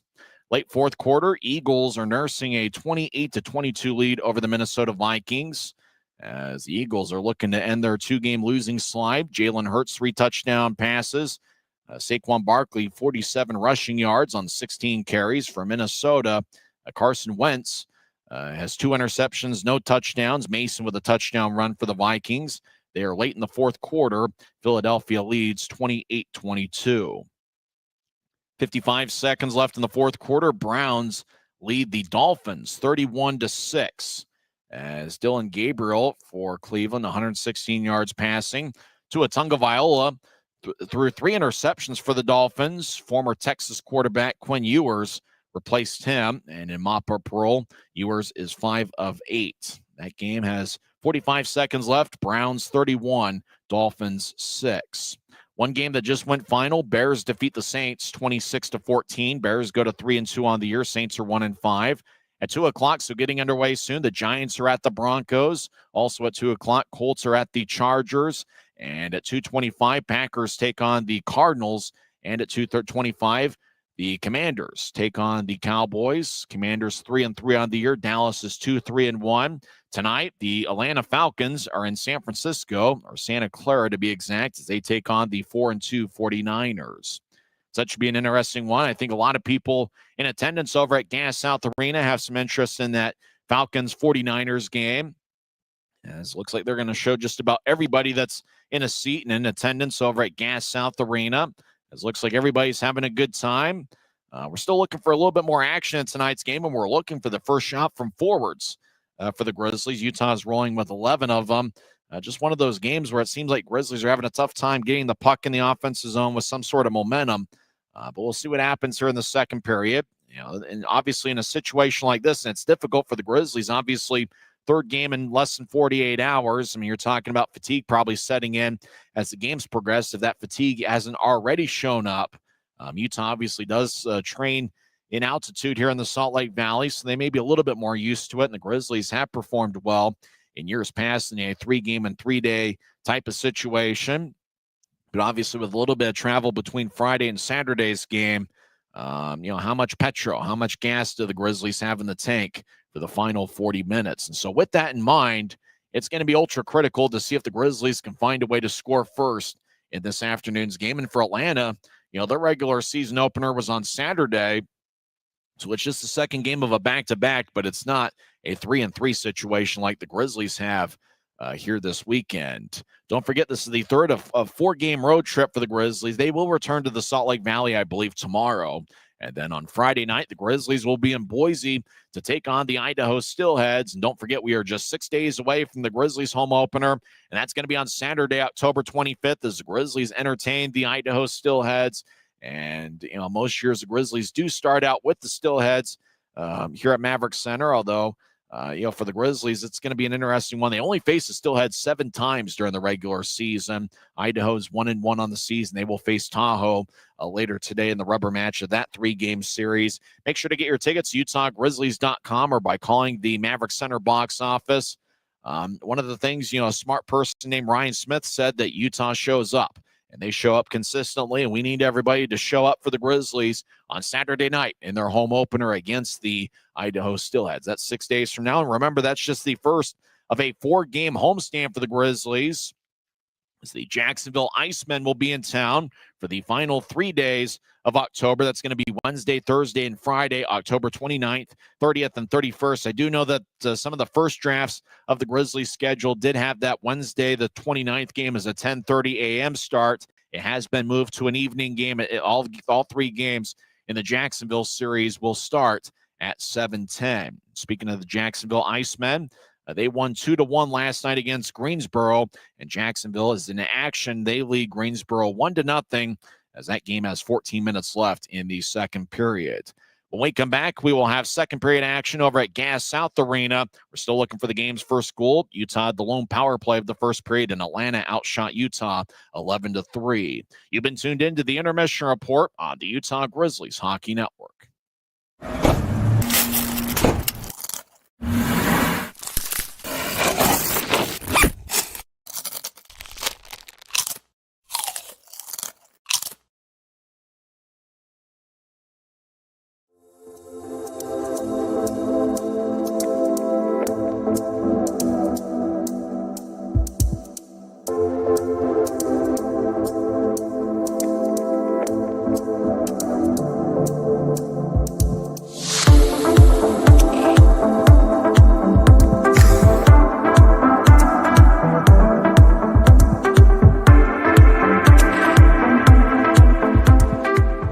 Les Schwab changed the tire game more than 70 years ago. Today, we still believe you should get more from less. Like more hustle, less hassle. More of the best service around, less of the runaround. Because we include America's best tire warranty in every tire we sell. So you get more unbeatable warranty, less charging you extra. It's why we're more than proud to say, you get more from less. We're about set for second period action. No score between the Grizzlies and Gladiators. We've seen two relatively low-scoring games this weekend. Utah won 3-1, but obviously the third goal for the Grizzlies was on an empty net with a minute left, and that was the 3-1 win against Greenville. And then Saturday night, it was a 2-2 tie going into overtime, but Atlanta did get a early overtime power play. It was actually late in regulation when Jack Ricketts got an interference minor, and Atlanta capitalized on the power play situation. It'd be interesting to note what both teams were probably talking about in the locker room. Atlanta probably knows this is the 3-3 for the Grizzlies, so they probably want to up the tempo a little bit. And really for the Grizzlies, you got to find a way to control the puck, and the Grizzlies at times have done that. Dryden McKay had an outstanding first period. We'll see what the second period brings to the Grizzlies here as Utah, you can't just assume it's going to be the same five that started the game. Grizzlies have switched up these startup periods. And it looks like in this period, they are switching it up. It's going to be Griffin Ness with Jack Ricketts and Danny Genev, as we started out with the line of Shea, Manning, and Voigt. And up top is Salem and Noah Gansky. As a draw at center ice, won by the Gladiators, and forcing it in is Ethan Scardina. Grizzlies in the second period are skating from right to left as we attempt to see the game on Flow Sports. Puck goes all the way deep into the Gladiators zone. As 15 seconds in, Gladiators will start their attack from left to right. As Gladiators pitch it towards the Utah line, it gets redirected off of Scardina's stick, and it goes out of play as we get our first whistle 22 seconds into the second period. Ethan Scardina, they show him, first-year pro at a Bowling Green State University. One of the unfortunate things about these remote feeds, they never between whistles show anybody from the Grizzlies bench or a Grizzlies player or anything like that. In fact, the wide shot, that's the first time we've seen Ryan Anderson, the assistant coach, and that's just kind of an accident in the background. First time I've seen him all weekend. As you know, it's unfortunate. You'd like to see a Grizzly player so you can talk about him on Flow Sports, but they just never show him. And that's the case with literally every team in this league. It's kind of an odd thing, but the Grizzlies have it deep in their own zone. As Christian Felton dances around, reverses his field. He stops behind McKay's net. Now he accelerates. Now he stops again. As Felton dancing around, he'll slide it towards an air wing wall. Pike gets the puck. He crosses center ice, and he will dump it in. And, it looked like Pike dumped it in, though, before he crossed center ice. So the Grizzlies are called for icing. We get a whistle 54 seconds into the second period. So Draw's going to come back towards Dryden McKay.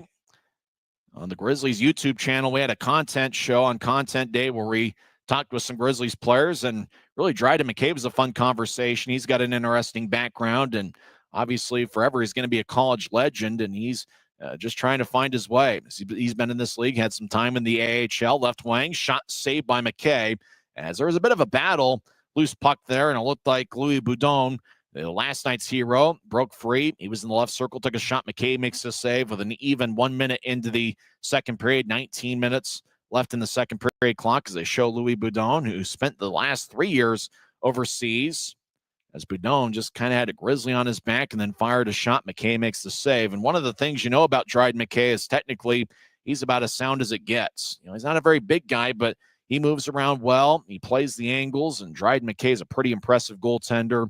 And I'm happy to say that based on the time I've been with him, he's an outstanding person as well. He's actually named after Ken Dryden.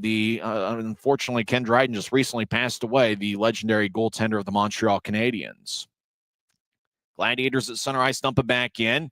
McKay wearing number 29 gets towards Gansky. He collides. Gansky goes down as Friesen holds his ground. Gansky back to his feet. Scrum along the far corners as Gansky hacks away at the back of a Gladiator. As Friesen continues to hold his ground, Grizzlies come out of the pile with the puck. Utah wins a 50-50 puck as it gets to center ice. Salem over the offensive line, skates towards the left circle. Take a lefty shot, and that's sticked away by Semptimphelter. TJ's his first name as the Gladiators back in their own zone. Grizzlies retreat defensively. Now Utah makes a full line change. The Gladiators start the attack.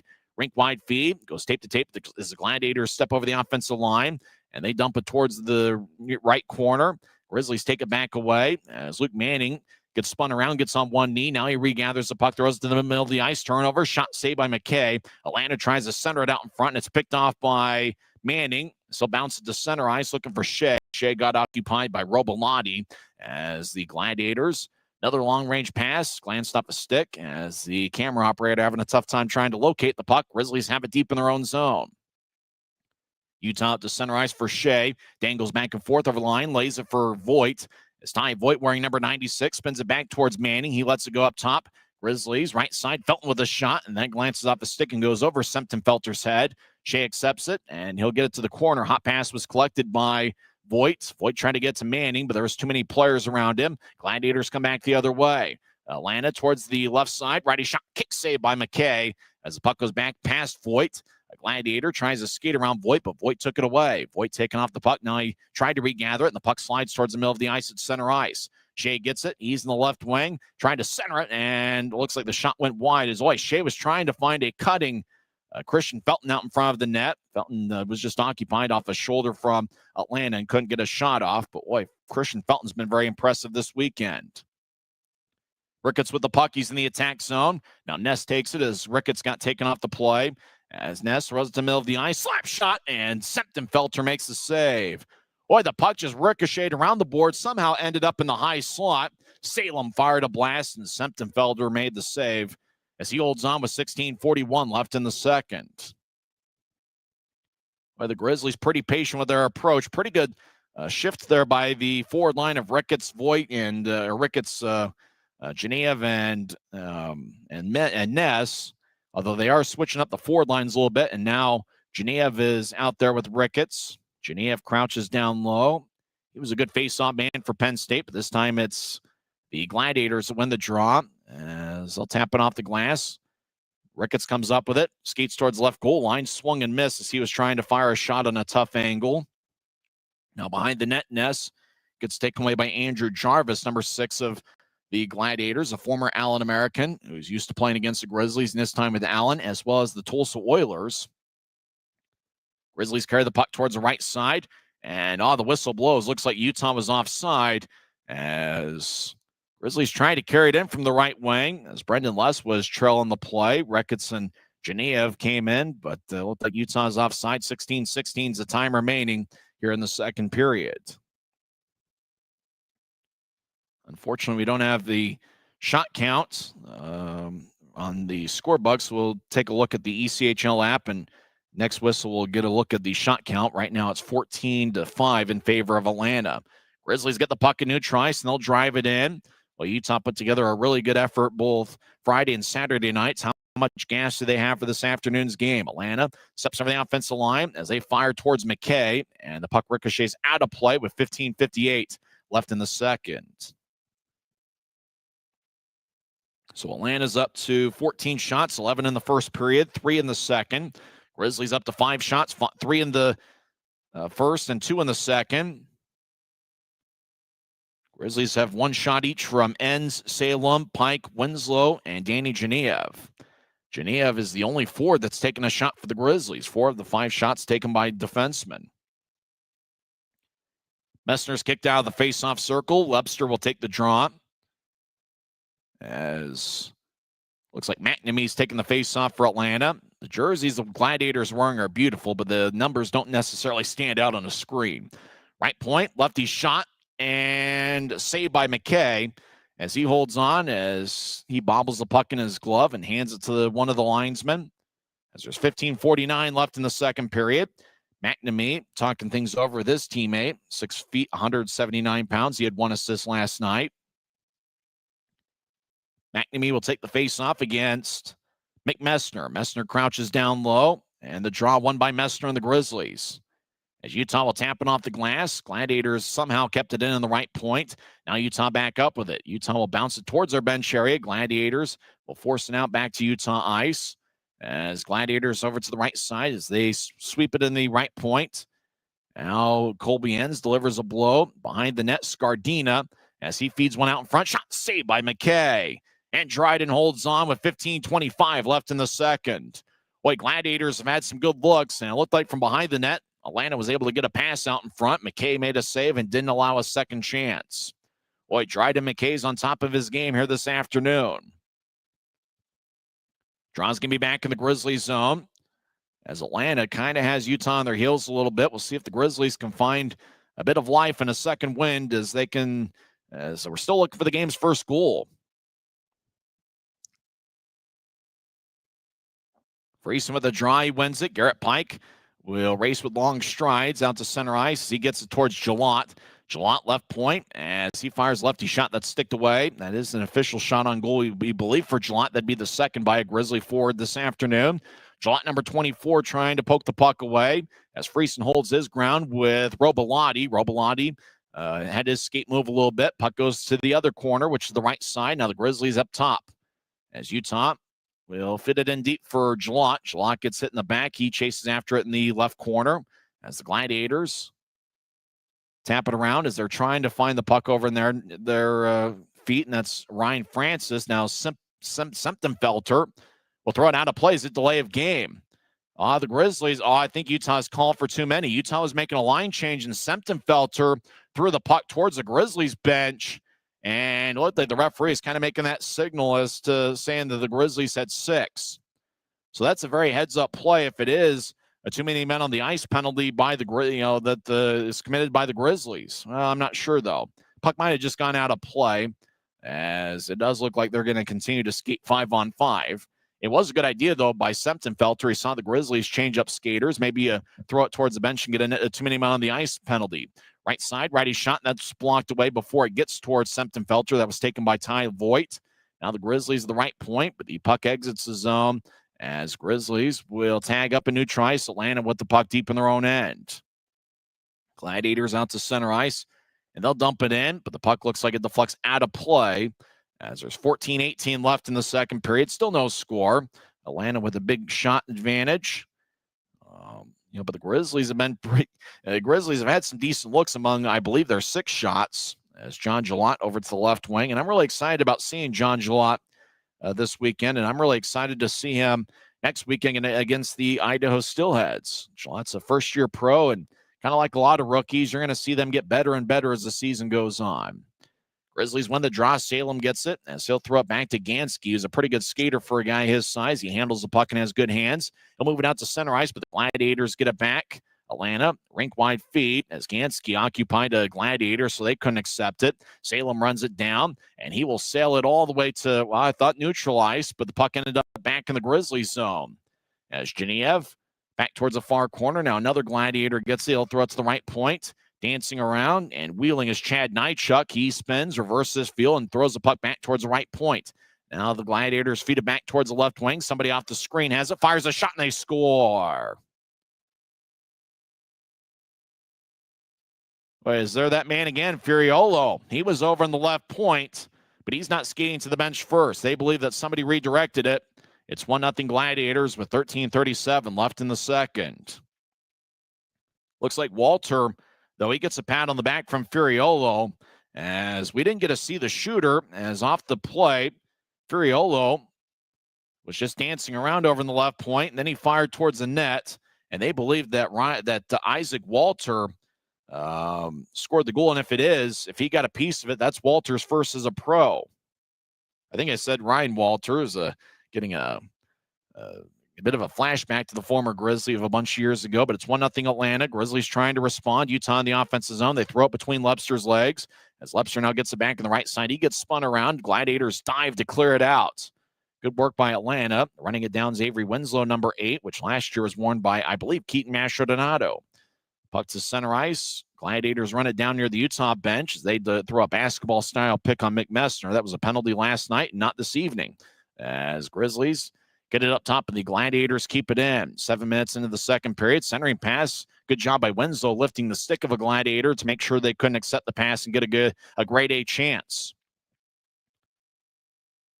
Back towards Utah. Lebster gets belted along the far side, and he might be slow to get up. Grizzlies will ricochet the puck off the near wing wall.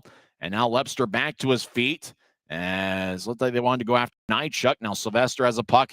He'll drop it off down the middle of the ice. Lefty shot, and that one's blocked away by McKay. As McKay dives towards his left, he doesn't have a stick. Gladiators will get it towards the left side now behind the net as they kick it off the skate of Ryan Conroy. Conroy will race after the puck. Now left side, shot saved by McKay. Rebound shot goes wide. As Gladiators back towards the right side. Dancing around. Scardina make that McNamee as Gladiators back towards the left wing. Grizzlies on their heels. Left side, righty shot saved by McKay. And he will hold on. Good job by Dryden McKay as Atlanta continued to put the pressure on. It's a 1-0 game as the Gladiators got a goal from Isaac Walter as he redirected an Anthony Furiolo shot. And the backup goaltender, Ethan Hayter, apparently had the other assist, according to the ECHL stat sheet. Sick league, Joe. Gladiators lead 1-0, 12:10 left in the second period. This is the Grizzlies Hockey Network. From commercial to recreational truck accessories, Mountain Land Truck Outfitters has got what you need. Flatbeds, spray and bed liners, lifts and leveling kits, wheels and tires. Mountain Land Truck Outfitters proudly uses a brand you know and trust. And with our experienced, knowledgeable, and friendly staff, your visit here will be informative and enjoyable. Stop into our convenient location in Provo at 265 South 100 West or call 801-225-4637 to get a quote for your fleet or individual truck. Mountain Land Truck Outfitters. Atlanta scored first. Isaac Walter, 6:22 into the second period with Anthony Furiolo, and the backup goaltender, Ethan Hayter, according to the ECHL stat sheet, picked up the assists. Back after this. When you pay with the Nitro card at Maverick, you always save 10 cents or more on fuel every gallon, every day. And you could save a whole lot more thanks to Nitro Best Price. Pick up a Nitro card and upgrade your Adventure Club account today. Gladiators 1, Grizzlies 0. 12:10 the time remaining in the second period. Draws in the Grizzlies' own left side as Atlanta wins the draw. As Len skates along the goal line, backhand shots blocked by a Grizzly, and the puck is rolling out to center ice. Getting the puck is John Jalot. He'll skate towards the near goal line. Now Jalot gets belted up high, and Jalot's down. Hopefully the Grizzlies respond. That was a high hit by 2 Gladiators. Grizzlies need to go after the 2 guys that knocked him down, but it doesn't look like it. Jalot, we can't see as the Gladiators. Looked like the referee stopped play as Gladiators were entering the offensive zone. Hopefully Jalot's okay as he got belted by 2 Gladiators along the far side. There was no penalty called, and it looked like the hit was pretty high. And you'd love in an incident like that for the Grizzlies to just go after, whether it was a clean hit or not, make sure you defend your teammates after those big hits. But I didn't see that. Maybe they did off the screen. Draws it neutral ice. Luke Manning will take it. It's won by Utah. As Gansky will bounce it off the far wing boards near the bench area. Gladiators drive it back in. Grizzlies skate from right to left here in the second period. As Gansky with the puck, and he will sky it. And the Grizzlies will bounce it back to Atlanta ice. Shea gets to Manning behind the net. As Manning will skate towards the left corner. He'll backhand it up top to Salem. Across to Gansky, right side. Gansky spins it back behind Atlanta's net. Gladiators come up with it as Atlanta will bounce one to neutral ice. Grizzlies back defensively. 2-on-3. Atlanta crosses center ice. They step over the offensive line. Does Isaac Walter, but the Gladiators are offside. As Walter picked up his first professional goal, and he redirected the Anthony Furiolo shot. And that goal was 6:22 into the second period. It looked like they took away the assist from the backup goaltender, Ethan Hyder, and they gave it to Chad Nychuk, number 39. So Nychuk and Ferriolo got the assist on the Walter goal. Walter, W-A-L-T-H-E-R, his last name. His first name is Isaac, I-S-A-K. Played at Vermont, first-year pro. Gladiators behind their net as they lead 1-0 with 10:47 on the moving clock. Gladiators cross center ice. Dumping it in is Ryan Conroy. Conroy's certainly made an impact on the screen I'm watching every shift. As Winslow over there with ends, they battle behind Utah's net. Puck squirts towards the far corner. As taking it back is Genev. He gets belted by Burns. As Grizzlies looking for a little bit of spunk here in the second period. As the Gladiators moving out to center ice. White Gladiators are passing the puck well here this afternoon. As Burns dumps it in. Behind the net, Winslow collides with a Gladiator. As Atlanta over to the left wing, as a shot that was saved by McKay. Somebody off the screen took the shot. Genev crosses center ice, and on the back check, Ricketts entered the zone before Genev came in with the puck. So Utah's offside with 10:09 left in the second period. So we're about halfway through the scheduled 60-minute affair. Atlanta has outshot Utah 21-6. 11 shots in the first period, 12 in the second, or 10 in the second. Kern's high math was pretty tough for me. Grizzlies 3 shots in the first, 3 in the second. Nobody for Utah has more than 1 shot. The only 2 forwards that have shots are John Gallant and Danny Genev. 4 defensemen have 1 shot, and Salem, Pike, and Winslow. Atlanta wins the draw. They cross center ice. It looks like we got the Tulsa Oiler camera operator doing the job for Atlanta here in the second period. As Lebster towards the near corner. Now turnover, Messner left side. Oh, his shot goes just wide as he missed the net. Stick side on Semptenfelter, but he had a pretty good look. As the Grizzlies get it back, they're on their own end. Christian Felton with some long strides, crosses center ice. Veers to his right. Now stops over the offensive line. As Felton will bounce off a Gladiator. Lebster in the area. As Lebster towards the right corner. Cyrus to Gratton will take a lefty shot. A save by Semptenfelter as it glanced off his glove. Puck still alive. Felton dances around in the right point. Knifed away by a Gladiator. Now Felton tried to shovel it ahead about 5 feet towards Gratton. Gratton over to Lebster. Trying to get to Gratton, who tried to extend his step, but he couldn't quite corral it. Puck back up top. Left point. Somebody off the screen takes a shot. Saved by Semptenfelter. He holds on with 9:11 left in the second period. It's 1-0 Gladiators. Grizzlies looking to tie it up. This is the Utah Grizzlies Hockey Network. Every new day is a chance to be kinder to your body and your mind. U of U Health is here to help you build strength and confidence every day. Let us help you be a better you. U of U Health, official health partner for the Utah Jazz, Utah Hockey Club, Utes Athletics, and the Utah Grizzlies. Take the first step today at uofuhealth.org. Since 1939, America First has helped people start businesses, buy homes and cars, and achieve their financial goals.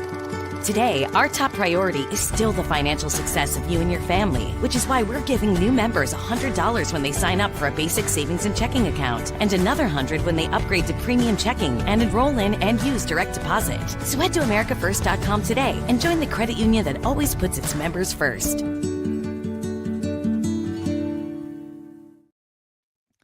Atlanta leads 1-0. During the break, they showed a guy in a Grizzlies uniform, and it looked like it was a Jordan Samuels-Thomas jersey. Samuels-Thomas played with the Grizzlies many years ago. In fact, he was a Grizzly during the 2016-2017 season where he played 4 games with Utah and had 3 goals and 3 assists. So I imagine that's the only jersey of Jordan Samuels-Thomas that's in existence. And he is now an NHL referee. In fact, he officiated one of the Utah Mammoths games recently. Salem off the draw, left point. His shot's blocked away as Atlanta leads 1-0. So Samuels-Thomas is actually an NHL referee in his jersey. I think he wore number 88 for the Grizzlies during the 2016-2017 season. Ricketts blows the tire at center ice. Puck slides towards the Gladiators bench as Gansky and Salem hold their ground. Gladiators come out with the puck. Atlanta backs it out in their own end. Atlanta at their blue line. They'll drift it ahead. No icing has got redirected at neutral ice as Salem delivers a push in the far corner. And once again, the net gets dislodged, and that's in that same spot where the net got dislodged twice. And so they're just having some issues with that peg. And after the whistle, Noah Gansky having some words with Brendan Less and a couple other Gladiators. So they'll put the net back in place. 8:32 is left in the second period. But I do got to think, Jordan Samuels-Thomas, a guy had his jersey, and, it's interesting to see a Grizzly jersey out there, but nonetheless, his jersey, considering he played exactly 4 games with the Grizzlies. Now, here's what I think happened. I think that's a planted jersey. I think Jared Youngman took one of those out of the Grizzlies off the closet, put it out, and took it to Atlanta with him, and he planted it with one of his employees, told him, hey, here's a jersey, because it looked like during the whistle, a couple of employees were bullying this guy, and they were pretty much telling him to get out of here. The guy in the Jordan Samuels-Thomas jersey, which I think that's the only Jordan Thomas Samuels jersey that's in existence anywhere. Nevertheless, we're trying to have some fun here with the remote feed. Atlanta leads 1-0. They've put the net back in place. There's 8:32 left in the second period. Grizzlies in the third game in 3 days as Utah wins the draw, and they'll tap it off the glass. Neil Shea, back in neutralize, tried to accept it, but it was swept away by Jack Robillati. Now the Grizzlies with a long outlet pass. It goes past Shea and everybody. Jalot in the area. Jalot comes off the ice for a change. 8:15 on a moving clock, second period. As Gladiators will lift it into the Grizzlies zone, chasing after it. Gladiators skate in. Righty shot, saved by McKay. He holds on. Grizzlies do a good job protecting McKay. Boy, long-range feed. Furiola was out there along with Alex Young. As Atlanta had a pretty good look as they just lifted over the Grizzlies defense. Had a pretty good look from the left side as they show a replay. As McKay was able to make the stop. And Grizzlies goaltenders all weekend, whether it's Dryden McKay or Dylan Wells, they've done a good job of not allowing many rebounds, many second chances in this weekend. So draw's going to be over in the left circle of the Grizzlies zone. Utah once again skating from right to left as we attempt to see the game on Flow Sports. Atlanta wins the faceoff as they fire a left point lefty shot, and that one misses wide. Now centering pass shot and a score, and it's 2-0 as it looks like Isaac Walter gets his second of the game as he got a centering pass out in front of the crease. Walter's a big guy at 6'2" and 205. And Atlanta doubles up the total. It's 2-0 Gladiators.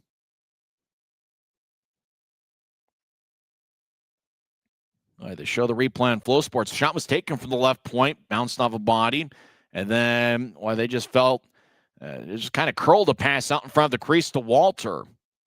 A great pass by the Gladiator, and they got it to Walter, and that was Carson Denomey, number 18, with a beautiful pass out in front of the net, and Walter was just able to put it away.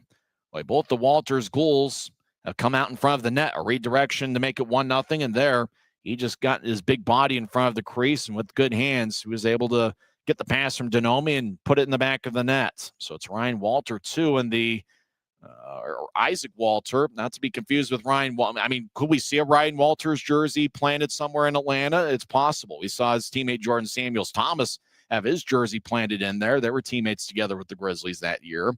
Isaac Walters, 2, and the Utah Grizzlies, nothing. As Christian Felton has the puck over in the far corner. Ness as well. Pike and Manning in the area. Neil Shea looking nearby down the middle of the ice, holding ground as a Grizzly player gets dragged to the ice, and that's Ness. Ness back to his feet. Grizzlies come out of the pile with the puck. Utah will sky it all the way to neutral ice and goes beyond deep into the Atlanta zone. They got redirected at neutral ice, so no icing. As the Grizzlies make a change, as Shea will hustle off the ice. Atlanta with a rink-wide feed out to the left wing. They dump it in. Behind his net, McKay will fire it off the far wing wall. Now it's the left side. Lefty shot saved by McKay as he holds on. As McKay tried to throw it towards the left wing boards, Atlanta was able to collect it and fire a shot, but McKay was able to recover and make the stop as he made a backhand stop about chest high to hold on. As Noah Gansky adjusts his jersey top. Gansky wearing number 21 for the Grizzlies. Griffin Ness will take the face-off. Ness played in 73 games last season, 59 with Toledo and 14 with Utah after being traded to the Grizzlies in March for Cole Gallant. Gallant's playing overseas this season. Atlanta gets the puck, goes to the left point, and they'll roll it along the boards towards the right corner. Now the puck kicks back to the opposite corner. Danny Genev glancing off a Gladiator stick. And now the puck ends up to Dryden McKay as it was helicoptered about shoulder high. McKay makes a glove save, 6:38 left in the second period, and the draw is going to be back in the Grizzlies zone. Talking about Ness, he played at the University of North Dakota for 4 seasons from 2020 through 2024. He did miss, though, Semptimphelter, as Semptimphelter only played 1 year at North Dakota, and that was last season. Semptimphelter in 31 games with North Dakota had a .910 save percentage. Atlanta's got the puck. Les will get it to the right side. Shot, and I believe, let's see. I think McKay made an unbelievable stop there. It looked like the puck ended up at the right goal line as they chipped it. We couldn't see the goal light with the angle that we had, but McKay made an amazing save with 6:28 left in the second. Puck ended up at the right goal line, and McKay just snatched it, went towards the goal line. Then he went behind his back, kind of swiped at the puck, and he was able to hold on. Kind of interesting, though, you saw McKay kind of leave a little bit of room there on the near post if you're watching on Flow Sports, but he was able to recover and make the stop. Grizzlies will sky it. Cross-country flights taken by the Atlanta Gladiators as Grattan delivers a big shot over in the far corner. Grizzlies tried to re-enter the zone. They let Atlanta play it as Grattan was still in the Gladiators' end. As Winslow will throw it behind Utah's net for Enns. Enns will sprint it out to deep into the Atlanta zone. No icing on the play. A lot of cross-country flights and a lot of long passes here in the first 2 periods of play. Both teams a little bit fatigued. Grizzlies a little bit more with it being a 3-3. Utah will move it out to Garrett Pike. Pike, the number 1 star on Friday night. He loses control of it as Gladiators nudge it out to center ice. 4-on-2. Gladiators over the offensive line. Scardina, right side. Righty shot saved by McKay. Puck goes back to the right corner. As Atlanta dances around. Gillot in the area. I don't think we've had a single power play in this game, if I remember right. Grizzlies out to center ice. They'll bounce it to their right. Utah over the offensive line. Felton centers it to Gillot. Gillot couldn't get the bouncing puck as it was saucering over his stick. Now Pike left side. His shot is blocked away by Semptimphelter. As Gladiators back towards the left corner. As Gladiators in their own zone, they will race along the near wing wall, get out to center ice, and they'll dump it in as Ness will race after it. As he tried to chip it towards Pike, it's taken away by a Gladiator. As Felton delivers a big blow to divorce Atlanta from the puck. Ness will dump it in. He was in Gladiators territory. Jot chases after it. He delivers a good side check on a Gladiator. As Atlanta will move it out across center ice. As Atlanta couldn't get it, it was overled for them. Grizzlies back the other way. Dancing around, stopping on a dime's Luke Salem. And with that, the Gladiator, Alex Young, lost his balance. Well, that was like an and one mixtape tour kind of move by Salem, the native of Los Angeles, California. Right side lefty shot, saved by Semptimphelter. As White Grizzlies had a pretty good look, and that was Neil Shea looking for his first goal of the season. Shea has 1 assist this weekend as the Gladiators back behind their own net. 2-0 Atlanta with 4:13 on the moving clock here in the second period. Atlanta races down the middle of the ice. They'll chip it towards their left. Atlanta trying to center it as Salem loses his balance. Puck is drifted away by McKay. Now to the right side. Atlanta dancing around. Brendan Less will throw it back to the spot he vacated in the right point. Now the puck is reversed to the left side as a shot saved by McKay. Rebound out in front of the crease. And McKay will slide towards his left and cover up as we get a stoppage of play with 3:52 left in the second. It's Isaac Walters 2, and the Utah Grizzlies nothing. Walters has both of the Atlanta goals, and it's his first 2 goals as a professional. This is the Utah Grizzlies Hockey Network. Since 1939, America First has helped people start businesses, buy homes and cars, and achieve their financial goals. Today, our top priority is still the financial success of you and your family, which is why we're giving new members $100 when they sign up for a basic savings and checking account, and another $100 when they upgrade to premium checking and enroll in and use direct deposit. So head to americafirst.com today and join the credit union that always puts its members first. Right now at Les Schwab Tires, it's the Fall Tire Fest sales event. Save up to $120 instantly on select sets of all-terrain or all-weather tires. And as always, you'll get America's best tire warranty with a 60-day satisfaction guarantee, no hassle road hazard protection, and free maintenance for the life of your tires. Get dependable all-weather traction with the best service in the business. Get more from Les. 2-0 Atlanta, 3:52 left in the second period. Both of the goals scored by Isaac Walters. Let's take a look at the shot count. And it's 25-8 in favor of Atlanta. Gladiators with 11 shots in the first, 14 in the second. Grizzlies 3 shots in the first and 5 in the second. Luke Salem leads Utah with 3 shots on goal and 1 shot each from Enns, Pike, Winslow, Neil Shea, Jalot. Genev also has a shot for Utah. As the fans having a good time over in the Atlanta area. And with Atlanta not having an NHL team, you see a wide assortment of jerseys. Seen some Golden Knight jerseys, even saw a Grizzly jersey in attendance. Atlanta's NHL affiliate is the Nashville Predators. Saw a couple Predators jersey as well. Atlanta wins the draw. They're in the Grizzlies zone. Left side, lefty shot saved by McKay. He holds on with 3:46 left in the second period. And so that is the Gladiators' 26th shot on goal. As there's Ryan Nolan, number 24, not to be confused with Nolan Ryan, the all-time strikeout king. Ryan Nolan, 6'1", 198 pounds. As we get to know the Gladiators a little bit more this weekend, it's the 8th all-time meeting, but obviously there are no former Grizzlies on the Atlanta roster, and there's no former Gladiators on the Grizzlies roster. These teams are in different divisions. They don't play a lot of the same opponents. Ricketts over the offensive line tries to get around 4 Gladiators, and he'll slide it to his left. As Griffin Ness over there. Now Ricketts behind the net. Genev will race towards the right side as Ricketts loses the puck behind Atlanta's net. As Atlanta dances around, Brendan Luss in particular, as the Gladiators out towards center ice. Nolan has a glance off his stick. Grizzlies will spirit the puck out to the left side. Ness with it. Backhand flip towards the net is gloved by Semptenfelter. I dropped it. Now right side shot saved by Semptenfelter as puck back towards the left corner. Semptenfelter's first name is TJ, and I imagine a lot more people call him TJ than call him Semptenfelter. As Ricketts gets hit in the side, and Atlanta comes back with the puck. Boy, unfortunately, you can tell the 3 games in 3 days are kind of taking its toll on the Grizzlies. Utah put together an outstanding effort on Friday and Saturday nights. Utah unfortunately doesn't look like they've got a ton of gas this afternoon. As Winslow out towards the right side, Gratton off his stick. Utah is a team that does play with a lot of speed. They're just a step slow here this afternoon, and that's understandable considering how much that each team and each player puts into every game.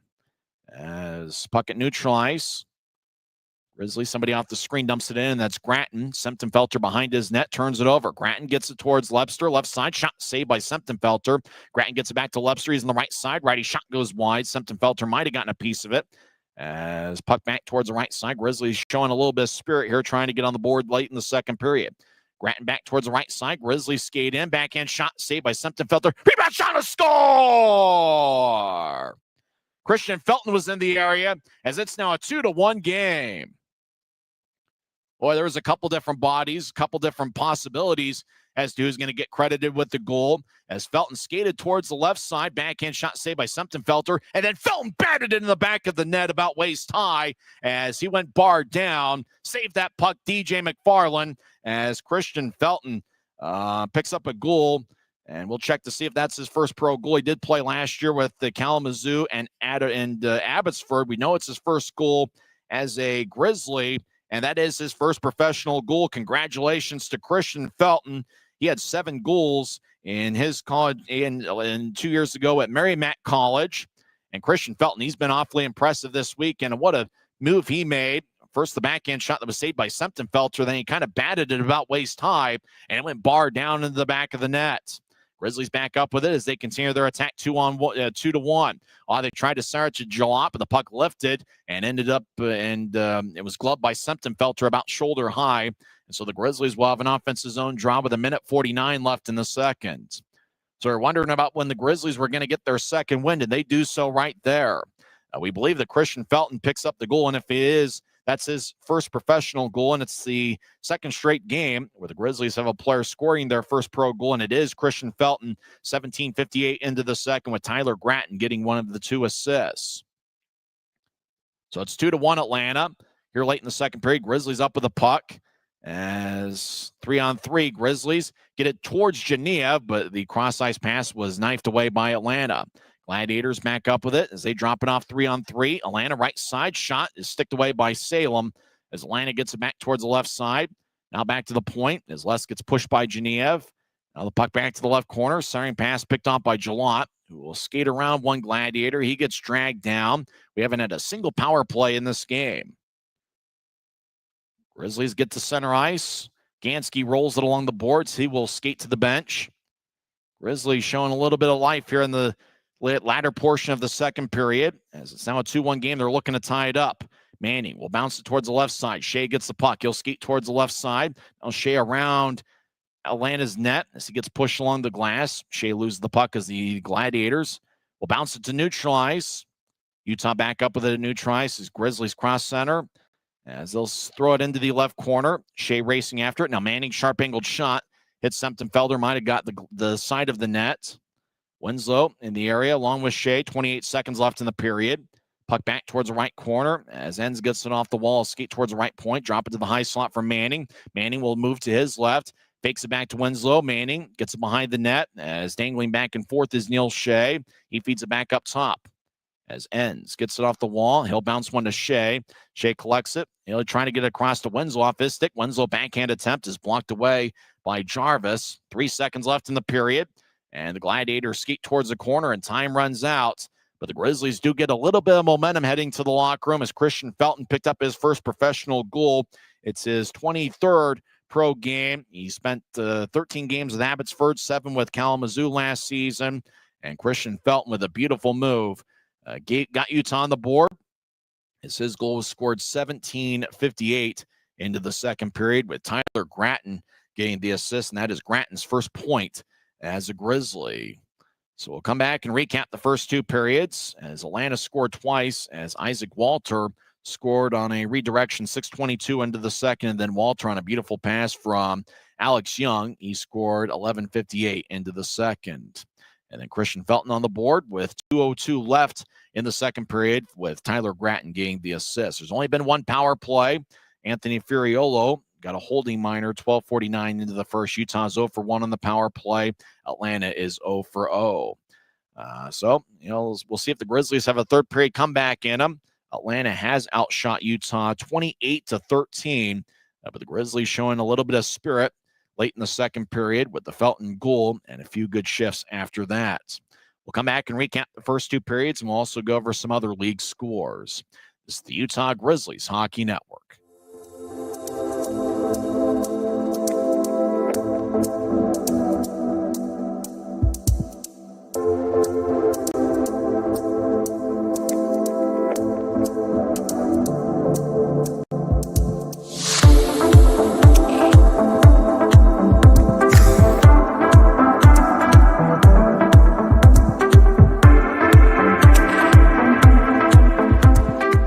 Commercial to recreational truck accessories, Mountain Land Truck Outfitters has got what you need. Flatbeds, spray and bed liners, lifts and leveling kits, wheels and tires. Mountain Land Truck Outfitters proudly uses a brand you know and trust. And with our experienced, knowledgeable, and friendly staff, your visit here will be informative and enjoyable. Stop into our convenient location in Provo at 265 South 100 West or call 801-225-4637 to get a quote for your fleet or individual truck. Mountain Land Truck Outfitters. Christian Felton with his first professional goal. It came in his 23rd pro game. Felton in his college career at Merrimack had 7 goals and 10 assists in a combined plus 15 rating. He led Merrimack with 55 block shots during the 2023-24 season. So congratulations to Christian Felton. It's the second straight day a Grizzly scores their first professional goal. Last night it was Jack Ricketts, 7-11 into the second period as he got a great pass from Danny Geniev. More intermission coverage coming up next as Atlanta leads 2-1. This is the Utah Grizzlies Hockey Network. Every new day is a chance to be kinder to your body and your mind. U of U Health is here to help you build strength and confidence every day. Let us help you be a better you. U of U Health, official health partner for the Utah Jazz, Utah Hockey Club, Utes Athletics, and the Utah Grizzlies. Take the first step today at uofuhealth.org. Since 1939, America First has helped people start businesses, buy homes and cars, and achieve their financial goals. Today, our top priority is still the financial success of you and your family, which is why we're giving new members $100 when they sign up for a basic savings and checking account, and another $100 when they upgrade to premium checking and enroll in and use direct deposit. So head to AmericaFirst.com today and join the credit union that always puts its members first. So Gladiators 2, Grizzlies 1, as we played 40 minutes over at Gas South Arena. Nobody scored in the first period. Atlanta got on the board 6:22 in as Anthony Furiolo had the puck over in the left point. He fired one towards the net, and Isaac Walter, there's a big presence out in front of the crease at 6'4", 205 pounds. He redirected the shot for his first professional goal. Furiolo and Chad Nychuk picked up the assist. Nychuk last night had 2 assists, so he now has 3 helpers in his first 5 periods of the season. Walter scored again as Alex Young was over at the far goal line and just kind of curled the puck in front of the crease. Walter collected it, and he put it away 11:58 in. And so Walter, with his first 2 pro goals coming this afternoon, Young and Furiolo with the assists. So Anthony Furiolo has 2 assists this afternoon, and Walter with 2 goals. Alex Young with his second assist of the series. Grizzlies got on the board 17:58 into the second as Christian Felton had a pretty good look in front of the crease, kind of a backhand shot. Puck ended up ricocheting back towards him. It looked like he batted it about either waist high or knee high, hit the bar, and then just toppled down inside the net for a Grizzlies goal. For Felton, it's his first professional goal, and Tyler Gratton picked up his first assist as a Grizzly. Gratton in his second season as a pro, he played last year with the Reading Royals, where Gratton had 20 goals and 12 assists in 71 games. He was more a goal scorer than he was a distributor for the Reading Royals. But for Gratton, he obviously has a familiar face on the ice. And goaltender CJ Semptimphelter. Semptimphelter was a teammate with Gratton at Arizona State 2 years ago. Semptimphelter is 12 of 13 in net for the Gladiators. And for the Grizzlies, Dryden McKay's been busy. He has saved 27 of 29 as Atlanta had 11 shots in the first period, 18 in the second. Grizzlies 3 shots in the first and 10 in the second period. There's only been 1 penalty committed, and that's Anthony Furiolo. He got a holding minor, 12:49 in. Grizzlies run successful on their power play. They are 0 for 6 on the power play so far this season. And I'm not sure we're going to get many power play opportunities in the third period as referee Brendan Schreider has shown that he is going to let both teams play. So we'll see if the Grizzlies have a third period comeback in them. It was an opposite situation last night where the Grizzlies had a 2-1 lead heading into the third period. Then obviously Atlanta scored 1 in the third, and then the Gladiators got the game winner 28 seconds into overtime. When we come back, we'll go over some other league scores as Atlanta leads Utah 2-1. It's the Utah Grizzlies Hockey Network.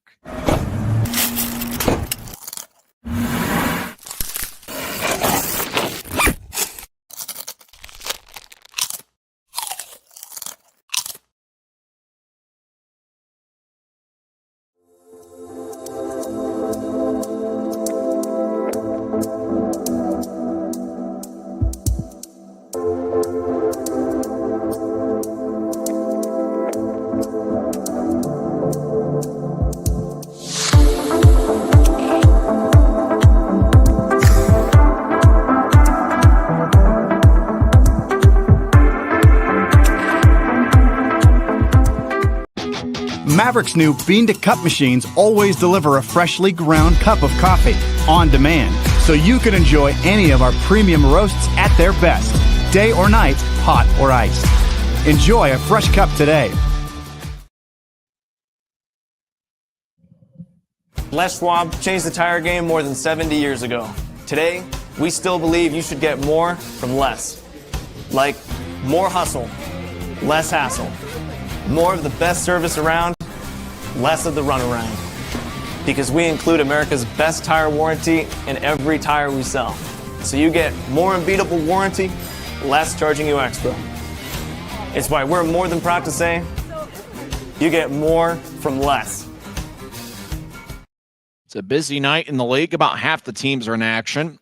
Early third period, Jacksonville leads Greensboro 1-0 as Crane has the lone goal for Jacksonville. That came 13-10 into the first period. Don't forget the Jacksonville Icemen will be at Maverick Center a couple weeks from now for a series on October 29th, 30th, and 31st.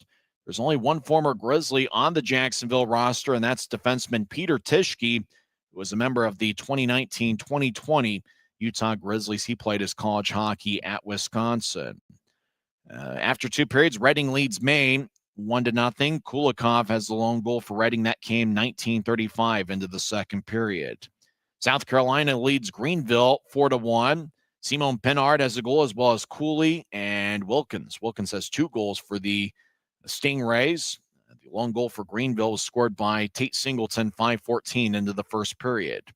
Greenville scored the first goal of the game, and South Carolina's responded with 4 unanswered. And after 2 periods, Stingrays lead the Swamp Rabbits 4-1. Also after 2 periods, Adirondack and Worcester are tied at 3. No former Grizzlies with goals on either side. Shots pretty close to even. Adirondack 20 shots to Worcester's 19. After 1 period, Tulsa leads Iowa 2-0. Armstrong and Weeb have the goals for the Oilers. Iowa outshot Tulsa 16-7 through 2 periods, but it looks like it's actually through 1 period, but it's the Oilers that have a 2-0 lead.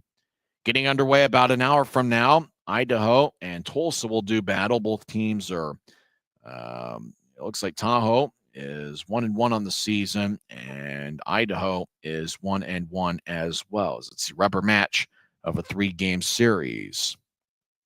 We'll go over the 4 games in the NHL on the other side, as well as some NFL scores.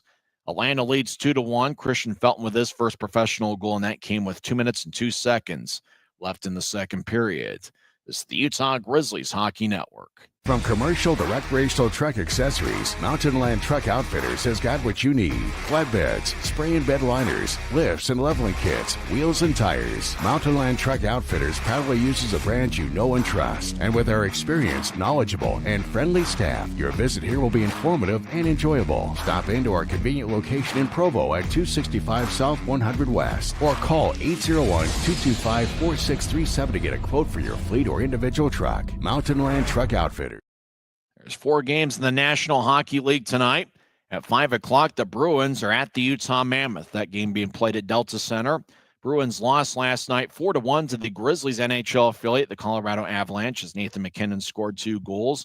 Bruins are 3-3, Mammoth 3-2. Nick Schmaltz has 3 goals as he had a hat trick on Friday night against San Jose. Schmaltz also has 4 assists to lead the Mammoth. Karel Vejmelka has been in net for all 3 of the Mammoth victories. That one's going to be at 5 o'clock, Bruins and Mammoth. That one's going to be played at Delta Center. It's Boston's only trip to the Salt Lake Valley this season.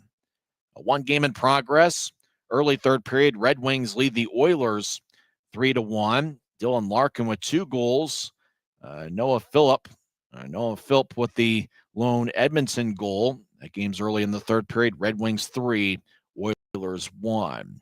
1 game's gone final as the Canucks defeat the Capitals 4-3. Vancouver scored the first 4 goals of the game, and then Washington responded with 3 unanswered, but they couldn't find a way to get the tying goal as Vancouver defeats Washington 4-3. One other game getting underway at 5 o'clock. Ducks are at the Blackhawks. Ducks are 2-2 on the season. Blackhawks are 2-2-2. We'll come back and go over some NFL scores as Atlanta leads Utah 2-1, but the Grizzlies showed quite a bit of spark and spunk in the final couple minutes of the second period. So it should be a fun third period in store. We'll come back with some other scores from around the world of sports. This is the Utah Grizzlies Hockey Network. Every new day is a chance to be kinder to your body and your mind. U of U Health is here to help you build strength and confidence every day. Let us help you be a better you. U of U Health, official health partner for the Utah Jazz, Utah Hockey Club, Utes Athletics, and the Utah Grizzlies. Take the first step today at uofuhealth.org. Since 1939, America First has helped people start businesses, buy homes and cars, and achieve their financial goals. Today, our top priority is still the financial success of you and your family, which is why we're giving new members $100 when they sign up for a basic savings and checking account, and another $100 when they upgrade to premium checking and enroll in and use direct deposit. So head to americafirst.com today and join the credit union that always puts its members first.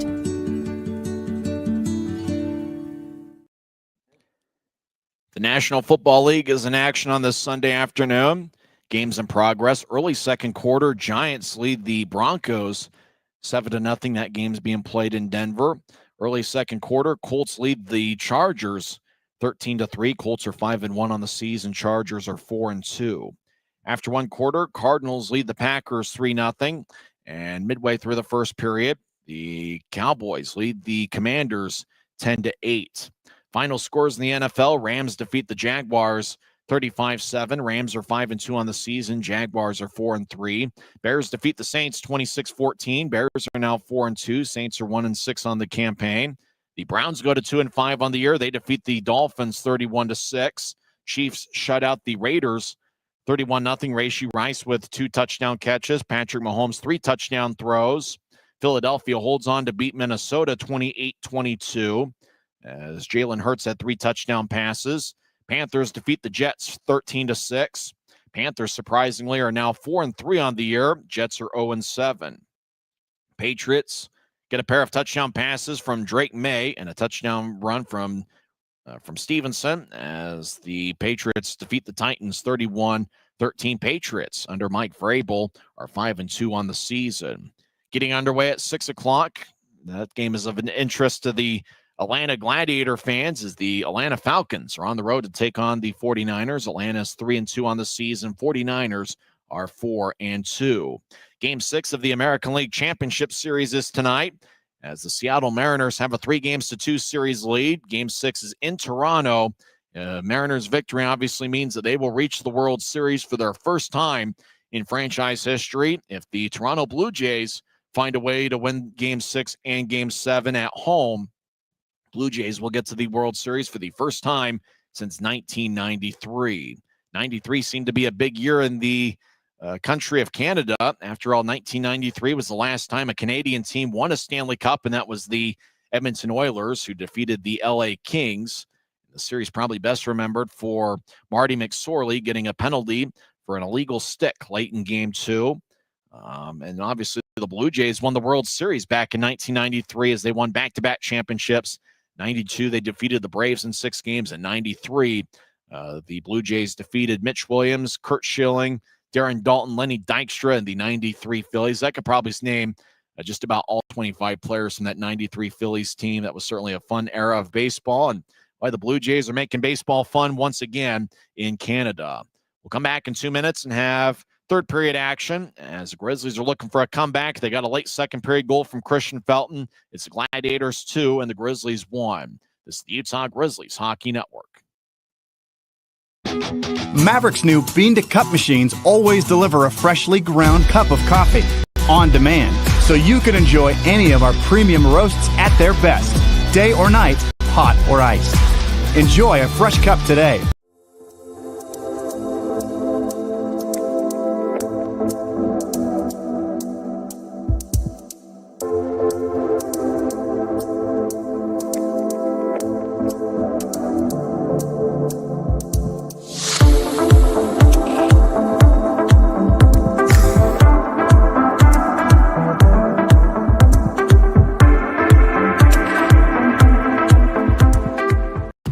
Right now at Les Schwab Tires, it's the Fall Tire Fest sales event.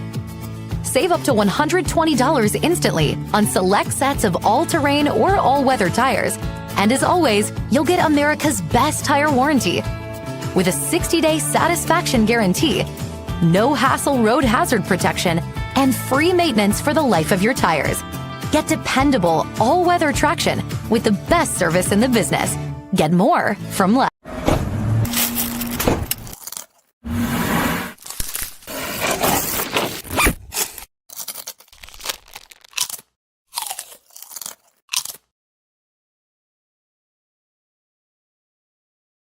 We're about set for an exciting third period as Utah is hoping to get a third period comeback and see if they can pick up 5 out of a possible 6 standings points on this Eastern swing. As the Grizzlies on Friday night got a 3-1 victory as John Buchanan got his first victory as a pro head coach. And then Saturday, Atlanta won 3-2 in overtime.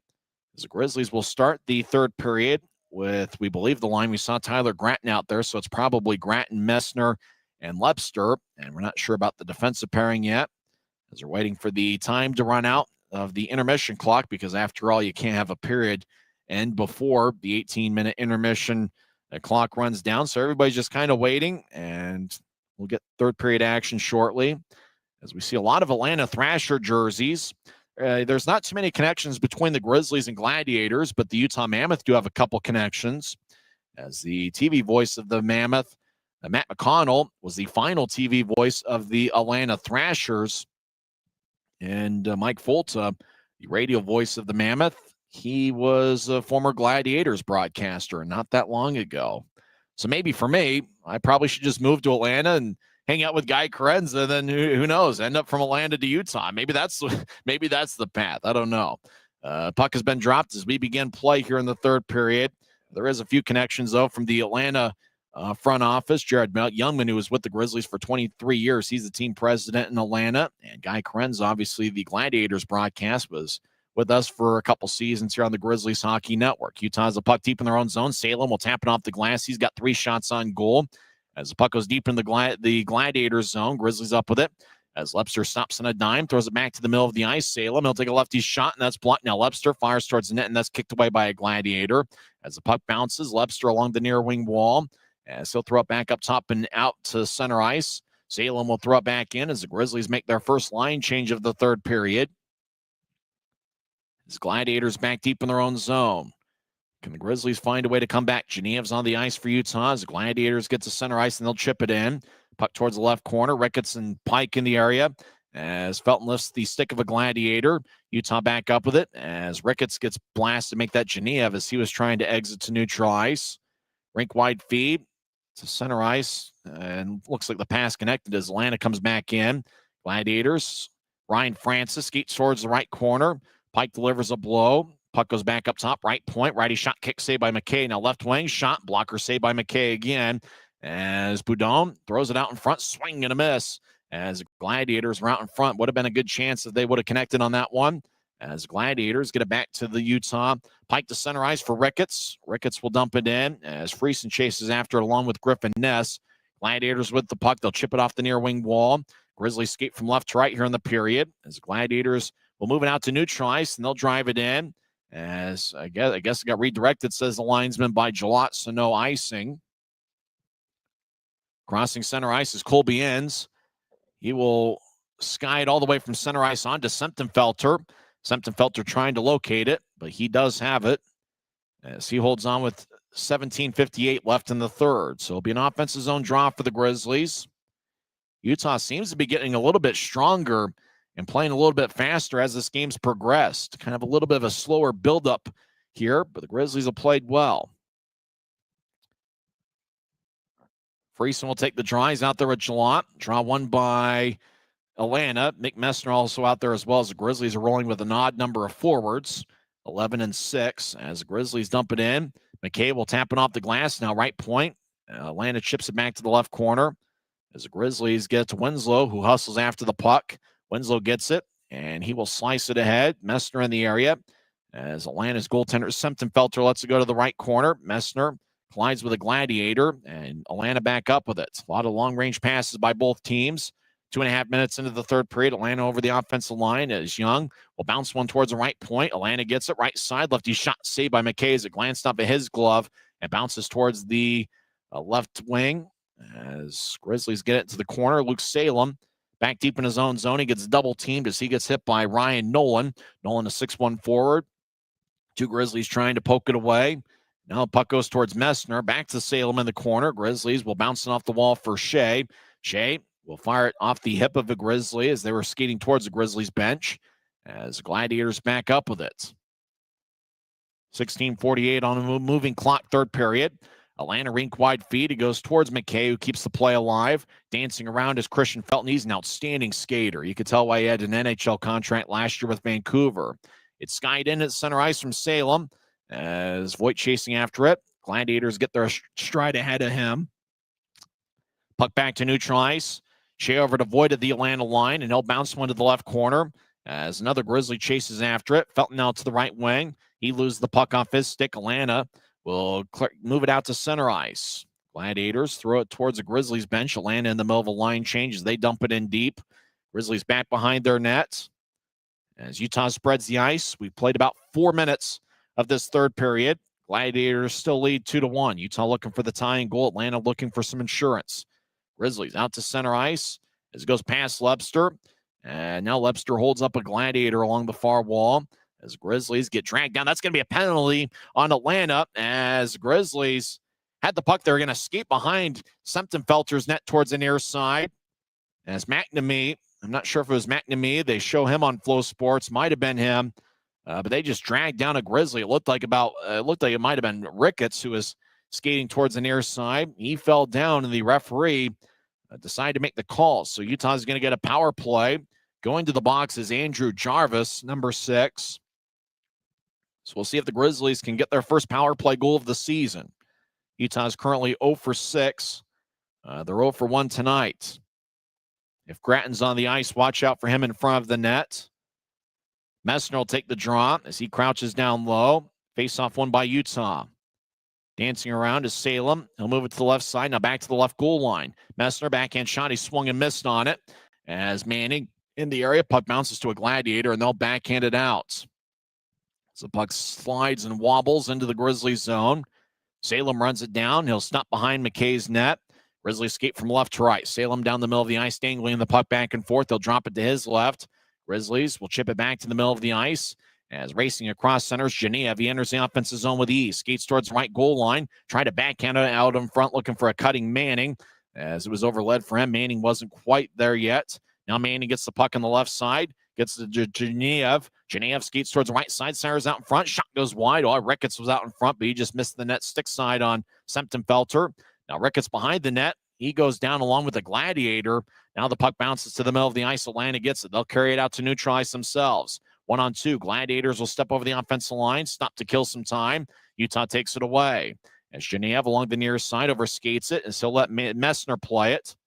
As we got 52 seconds left in the power play, Grizzlies and Gladiators will both switch up skaters.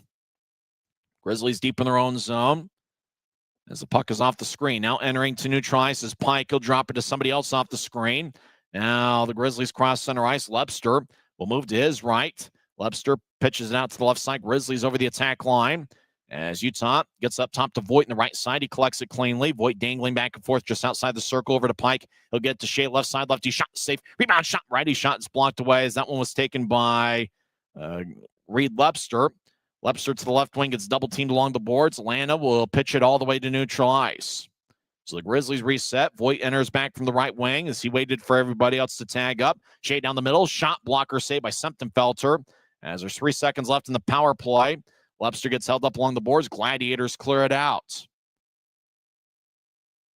As the Gladiators make a full line change, Grizzlies have it deep in their own zone.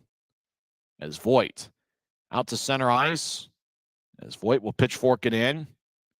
He'll chase after it. Gladiators get there first. As Atlanta nursing to a 2-1 lead. Grizzlies might have had one chance on that power play. And now the puck is lifted to center ice. And the Grizzlies run it down, no icing. Now a rink-wide feed, and that one ricochets off the Gladiators' backboard. As now back to center ice. Sylvester will move it to his right. Gladiators enter from the right wing. As Sardina gets it taken away. As Gladiators get it back 7 minutes into the third period. Rink-wide left wing pass goes past Sylvester. Colby Enns gets the puck. He skates around McKay's net towards the far side. Now drop it off for Winslow. As the pass goes to neutral ice for Ness. Ness will lob to the head. High slot. Lefty shot by Jalot. That's blocked. And now the puck is back in the Grizzlies zone. Our camera operator's having a tough time locating the puck, to put it nicely. It's Gladiators will bounce it off a stick away from his net. McKay will outlet it off the far wing wall. It's not out, though. Now the Grizzlies will knife it all the way to neutral ice. Gladiators will spin it back to their left. At neutral ice, they'll bounce one in as McKay will one-hand it towards the right corner. Salem gets it towards Webster, but the Gladiators come up with it as they'll bounce it off a skate. Keeping it in, though, was Anthony Furiolo. He fired towards the net wide as we played 8 minutes of this third period. 2-1 Atlanta. Furiolo, high slot, lefty shot. That's blocked as the Gladiators towards the right wing. Grizzlies take it away. Big-time collision over in the right circle as Mick Messner will race over the offensive line one-on-one. Messner to the middle of the ice, backhand shot sticked away by Atlanta. Well, a good defensive play there as Messner was looking for a good move there. Big-time hit delivered by a Grizzly, but the Grizzly player got more boards than he did body. That might have been Tyler Gratton as the Gladiators dump it back in. Webster will slide it ahead to Manning. Now the Grizzlies out to center ice for Felton down the middle of the ice. He's got great speed. Felton over the offensive line, dangles back and forth, drops it, and the whistle blow. Everybody stopped skating, so it looks like the Grizzlies were offside. 11:32 is left in the third period. Grizzlies have had 2 power plays, but haven't found a way to connect. Time out of the ice, we'll take one as well. It's 2-1 Gladiators over the Grizzlies. This is the Utah Grizzlies Hockey Network. From commercial to recreational truck accessories, Mountain Land Truck Outfitters has got what you need. Flatbeds, spray and bed liners, lifts and leveling kits, wheels and tires. Mountain Land Truck Outfitters proudly uses a brand you know and trust. And with our experienced, knowledgeable, and friendly staff, your visit here will be informative and enjoyable. Stop into our convenient location in Provo at 265 South 100 West or call 801-225-4637 to get a quote for your fleet or individual truck. Mountain Land. Every new day is a chance to be kinder to your body and your mind. U of U Health is here to help you build strength and confidence every day. Let us help you be a better you. U of U Health, official health partner for the Utah Jazz, Utah Hockey Club, Utes Athletics, and the Utah Grizzlies. Take the first step today at uofuhealth.org.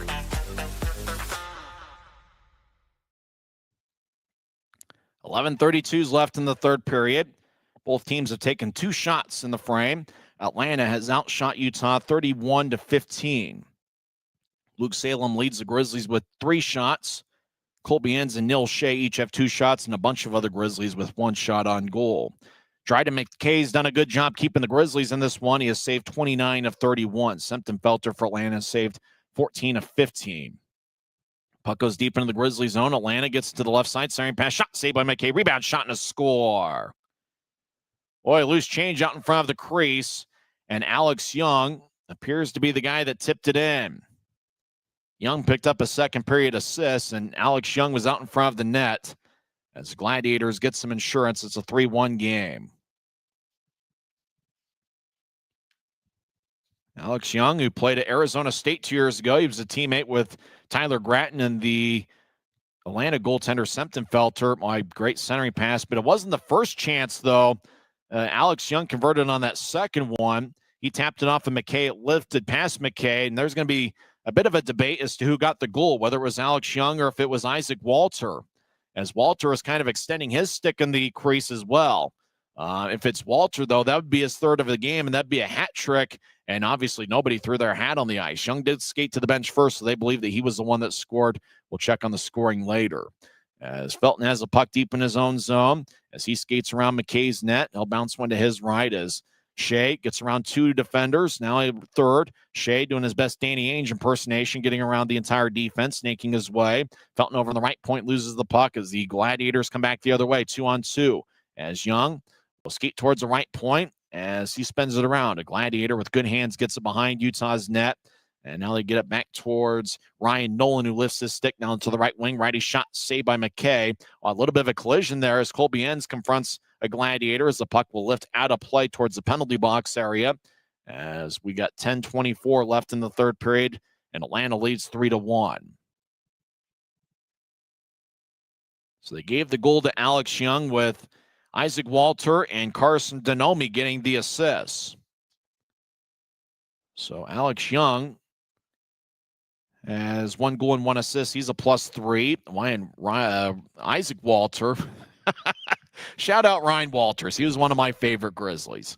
players. I've been saying it. Isaac Walters actually spells his name Isak. As Gladiators win the draw, shots blocked away. Isaac Walter with 2 goals and 1 assist, and he's a +3 and has 4 shots. Grizzlies moving out to neutralize. Gladiators drive it back in. As Atlanta back over to the left corner. Time's on their side about halfway through the third period. Over in the left point, Grizzlies deliver a hit, and that was Gratton. As puck back towards the right wing. Now around Utah's net towards the left corner. Our camera operator's having a tough time following along with the action. That's fun. One of the fun parts about hockey. It's a fast-paced game. Colby Enns will bounce one, but not out. Boy, Gladiators have done a good job utilizing good hands in this game. Ethan Scardina on that occasion. Grizzlies cross center ice and dump it in. As now Atlanta back to neutralize. As Sylvester dropped it off, a Gladiator trying to buy a penalty. Scardina throws both hands in the air, trying to buy a call, but there was no purchase. Grizzlies get to the left side. Enzai trying to feed Ricketts out in front. Gladiators got in the way as Ricketts couldn't get it cleanly. Atlanta back the other way off of Sylvester's skate. Ricketts will throw it back in from center ice as it slides along the frozen waters as the Gladiators will saucer one about airborne 5 feet as they tried to bounce it. Now the Gladiators to the middle of the ice, and the Grizzlies poke it back to center. Genev gets the puck. Grizzlies have numbers. Genev to the left side, trying to start to Ness, and now Ness backhands it towards the net as Genev had to get some air under it as Atlanta dove in the slot to try to intercept it. Both teams will make a line change. Grizzlies have the puck deep in their own zone. Felton gets it. He's had an outstanding game and an outstanding weekend. Felton danced around, 23rd pro game, crosses center ice. Now Felton over the offensive line gets around 3 Atlanta defenders. As he loses his balance, gets back to his feet as he got dragged by Robillati. Now Pike gets it towards Felton in the left side. Now shot saved by Semptimphelter. He holds on with 8:26 left in the third. Atlanta gets the insurance they needed as Alex Young scored 8:41 into the third with Walter and Denomi getting the assists. Looks like Utah might be on a power play when we come back, as it's 3-1 Atlanta late in the third period. This is the Utah Grizzlies Hockey Network. Since 1939, America First has helped people start businesses, buy homes and cars, and achieve their financial goals. Today, our top priority is still the financial success of you and your family, which is why we're giving new members $100 when they sign up for a basic savings and checking account, and another $100 when they upgrade to premium checking and enroll in and use direct deposit. So head to americafirst.com today and join the credit union that always puts its members first.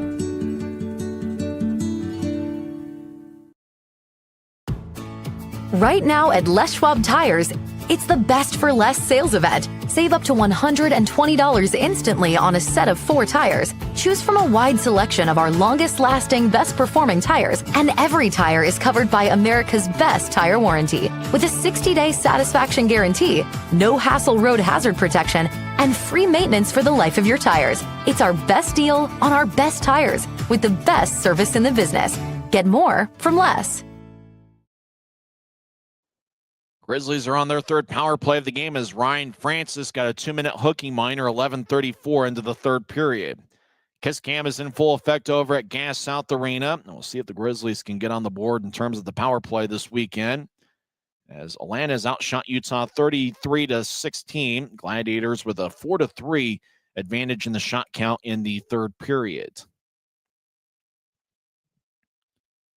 Ricketts will take the draw. He's out there with Neil Shea and Reed Lebster. Up top is Ty Voigt and Garrett Pike. It's actually Gratton and not Ricketts taking the draw. Atlanta wins the face-off, and they'll throw it all the way down. Grizzlies skate from left to right here in the third period, as Dryden McKay will leave it for Garrett Pike. Pike dangling back and forth, gets the new tries with ease, and he'll drop it back as Lebster gets the puck, and he'll backhand it towards the Gladiators bench, which is on the far side as we see it. Gladiators take it away from Shea, and they'll throw it back towards McKay, who plays it behind his net, and he'll drop it for Pike. Less than 8 minutes left in regulation. Grizzlies looking for a comeback as Pike gets to Shea. As Shea back to Pike. Grizzlies patient with their approach over towards Voigt. Voigt will sweep it to his right. Gratton tried to chase after it.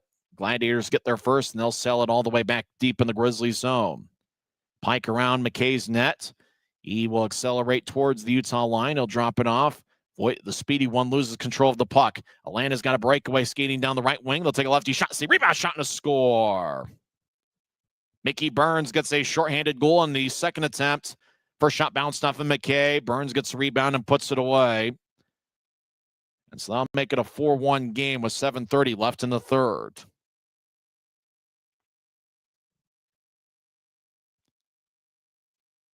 First shot was taken. McKay bounced it off, bounced off of McKay, and then on the drive-by, Mickey Burns puts it away.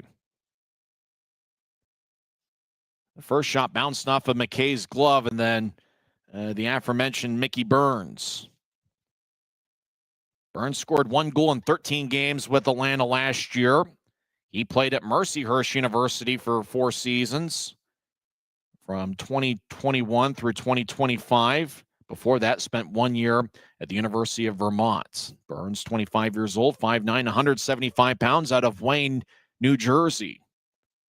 So Grizzlies have the power play for the next 50 seconds as Messner will drop it off.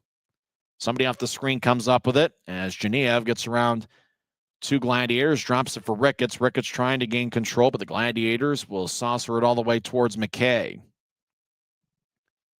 McKay will leave it for Salem as the Grizzlies put together a pretty good run there late in the second period and maybe early in the third, but just with it being a 3-game and 3-day scenario, especially with some travel between the first and second game, kind of a tough one schedule-wise. I'm still amazed that the league hasn't outlawed 3-and-3s yet. As Grizzlies have it to the right goal line, Genev back up top, but it goes past Salem and towards center ice. Salem will run it down.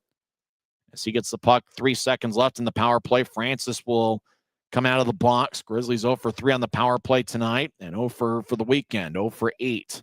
As Grizzlies power play will start to click, but just hasn't quite here in the first weekend. At neutral ice, Gladiators will dump it back in. McKay behind his net will leave it. As taking as Colby ends in his 4th pro game, overskates the puck. Gladiators back towards the left wing. Try to center it to Scardina. It goes past him. As Scardina battles along the boards with Friesen and another Grizzly. And that's John Jalot. As Wenzel holds his ground. Scrum along the boards near the Grizzlies bench. DJ McFarland, the equipment manager, looking nearby. Gladiators come out with the puck. They skate towards the left circle. Lefty shot goes wide as it was sticked away by Enns on a good defensive play. While Enns has had a pretty good week for the Grizzlies. Sylvester left side, his shot. That's blocked by Enns' stick again. Enns rides a Gladiator along the corner boards. Ricketts says Friesen there as well. Back towards the right side, just outside the circle. They'll move it across to Young. Young, he'll take a lefty shot, and that's blocked. Puck ends up in the slot. Grizzlies try to clear it out, and they do, but it was off an Atlanta stick as they try to get it towards the right point. Gladiators whip it back around the boards. McKay lets it go towards the right wing as Atlanta will get it back up top. High slot, lefty shot, and that's blocked away as McKay gets out in front of the crease to try to cut off the angle. Less than 5 minutes left in regulation. Gladiators lead 4-1. As Atlanta will bounce it off a stick, Grizzlies come back the other way. Racing across center is Friesen, and he'll dump it into the left corner, which is the far side. 2 Gladiators collide with each other.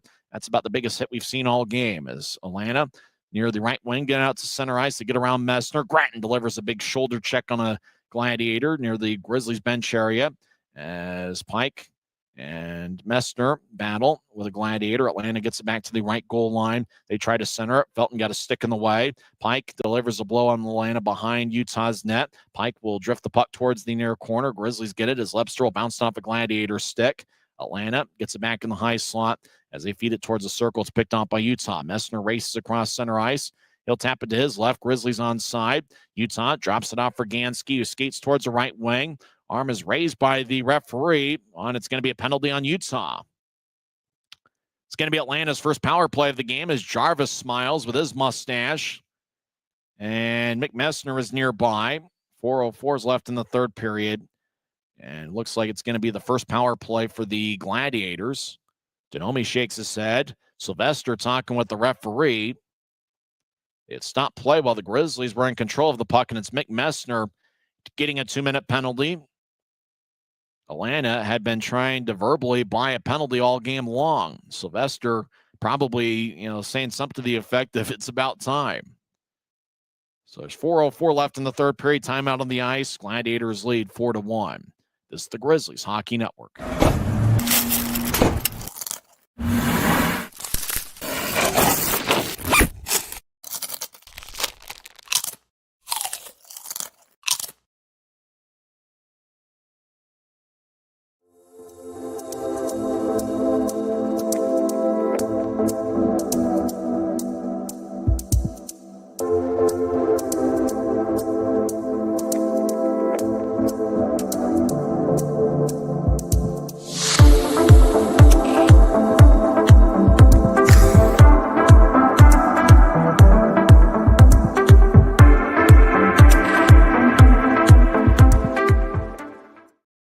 Atlanta on the power play, less than 4 minutes left in regulation. Slot from the high slot as a stick breaks in two. Grizzlies clear it out. Atlanta has 2 goals and 1 assist from Isaac Walter, 1 goal and 1 assist from Alex Young.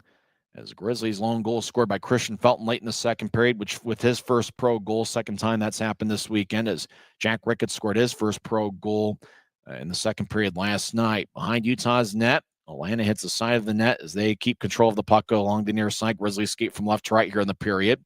As Francis moves it to the right point, Gladiators working the puck around pretty well. They're one of the better passing teams in the league. They get towards the right goal line. Atlanta gets it to the right corner. Salem gets a stick in the way as puck slides from one corner to the other. Gansky gets it, and he will sail it all the way down to the Atlanta end. Both teams will make a quick line change. For the Grizzlies, it's their first penalty kill of the game and only their 4th penalty kill of the weekend. They are 2 for 3 on the PK, as Grizzlies looking at that as to being something that they're looking for some improvement in that category this season. Grizzlies from New Trice will drive it on to Semptimphelter, who makes a routine stop, and he keeps the play alive. 40 seconds left in the Atlanta power play. Gladiators get it towards the left side. They step over the offensive blue as they bounce it back towards the right wing. Gladiators dancing around with the goldish beige kind of numbers are a little bit tough to spot. Slot shot saved by McKay. He holds on. That shot, we believe, was taken by Kalen Lind. Joey Sippelin was also in the area, number 71. As there's 2:28 left in the third, it's 4-1 Gladiators. With this being a third game in 3 days, and unfortunately, Atlanta didn't get the same situation. It's only the second game in 2 days from them. You wonder if the Grizzlies might have run out of gas a little bit in this third period as they put together outstanding efforts on Friday night with a 3-1 win against Greenville, as they got John Buchanan his first pro win as a head coach. And then Saturday, Atlanta came away with a 3-2 victory in overtime as the Grizzlies picked up a standing point. Nets kicked out of the face-off circle. Ricketts will take the draw as he will take the draw against Joey Sippelone. Sippelone wearing number 71. Grizzlies win the draw, and they'll clear it all the way out. Grizzlies will be back on the road on Friday night to take on the Idaho Steelheads from Idaho Central Arena.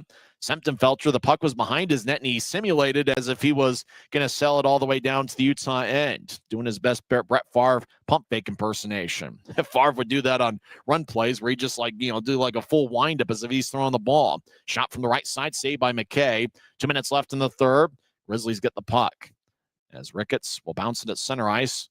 And Louis Boudon, last night's hero in overtime, gets towards Young, back to Boudon. Skates on the right side, shields Utah away from the puck as he gets spun around behind Utah's net.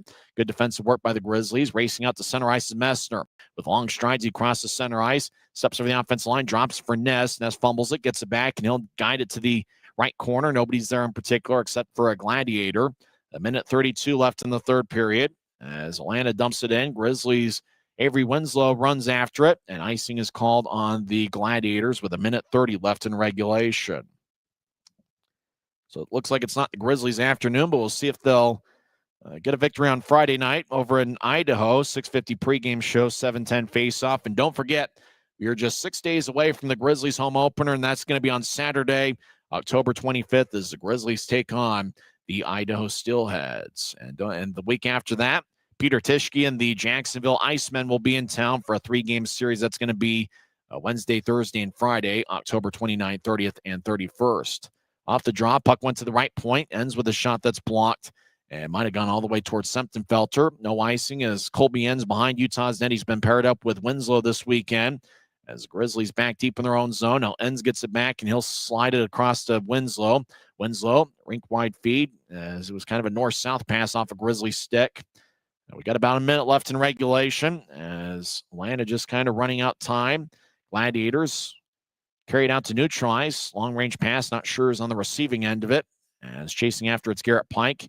He gets crashed along the boards by Carson Denomi, number 18. Grizzlies back deep in their own end.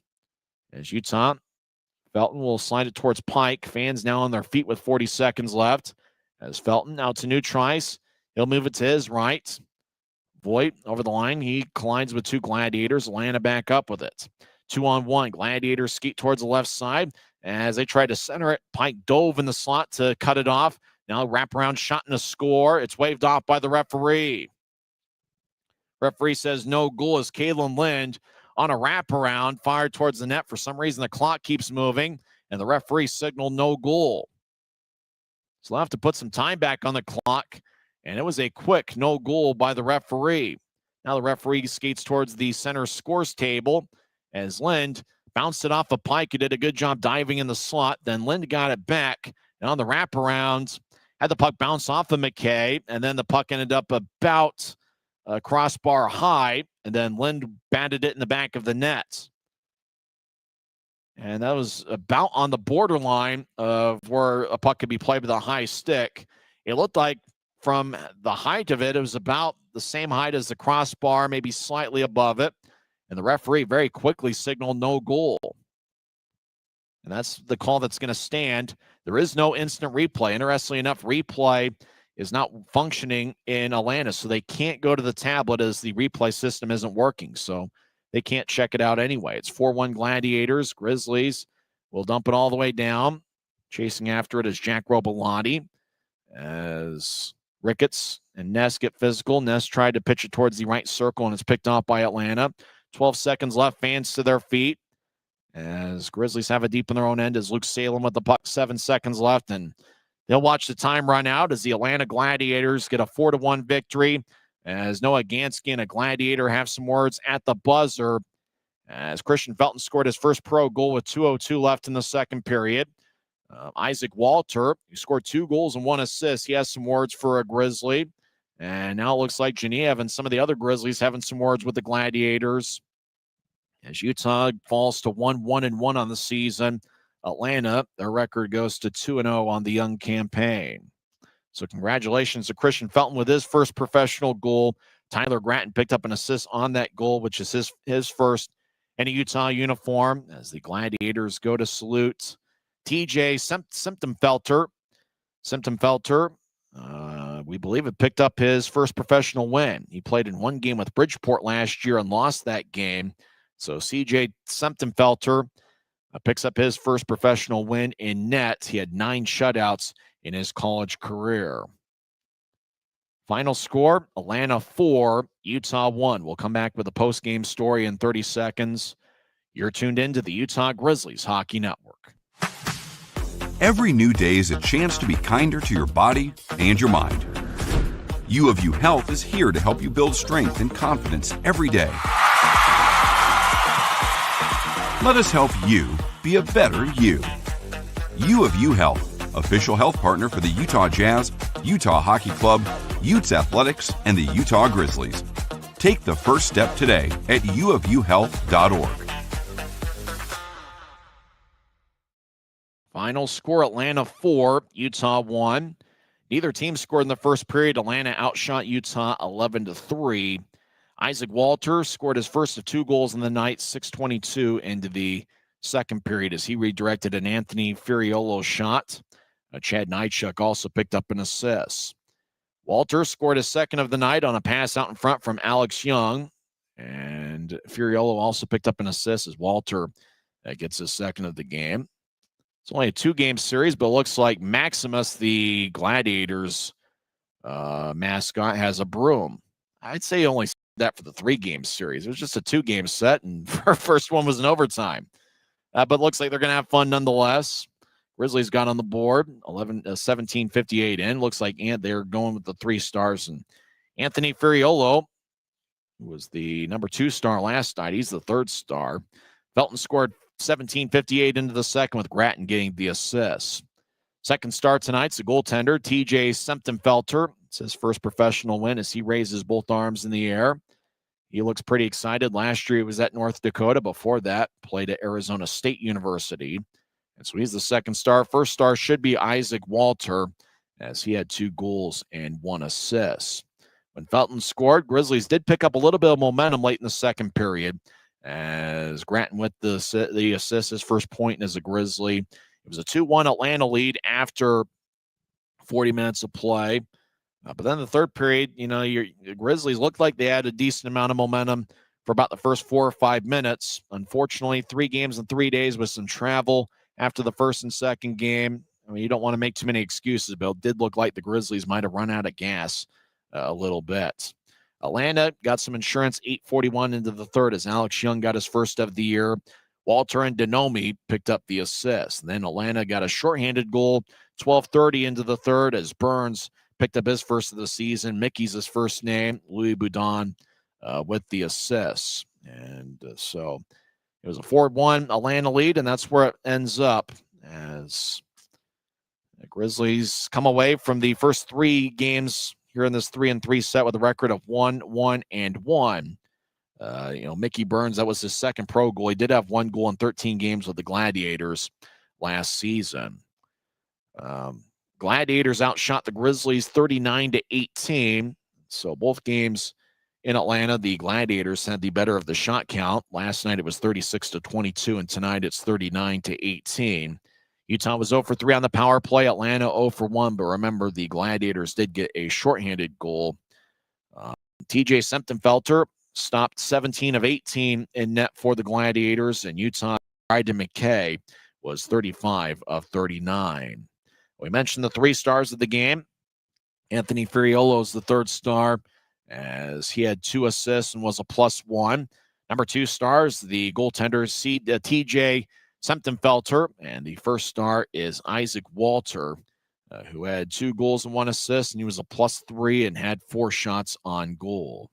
In terms of the shot count, Colby Enns led the way with 4 shots, and he was an even in the plus-minus category.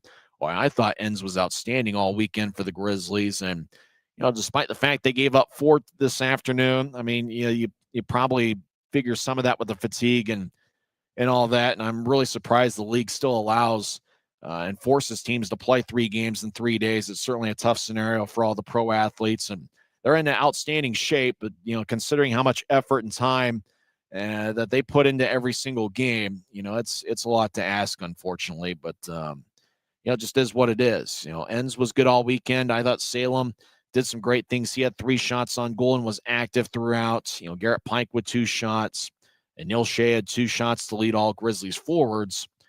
I think the Grizzlies are going to be a pretty solid defensive team this year, but just one of those that obviously with kind of tough with the schedule, and Atlanta not having the same thing as the Gladiators. Only had to play back-to-back days, and they were at home, so they got to go to their own bed after last night's game. The Grizzlies will have another 3-3 scenario at Maverick Center a couple weeks from now as they take on the Jacksonville Icemen on October 29th, 30th, and 31st. Make sure to get your tickets for all 3 of those games at UtahGrizzlies.com.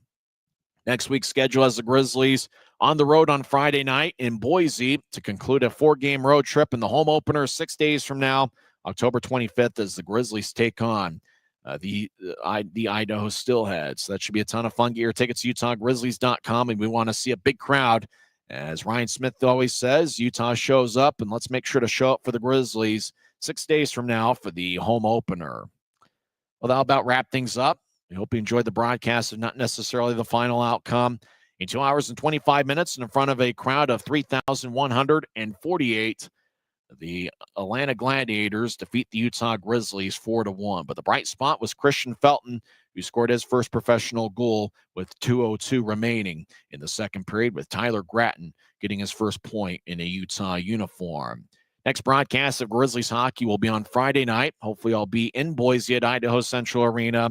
6:45 pregame show, face-off around 7:10, and it should be a ton of fun. Until then, I'm Tyson Whiting, and I'm just pursuing my dream. You're listening to the Utah Grizzlies Hockey Network. Good night, everybody.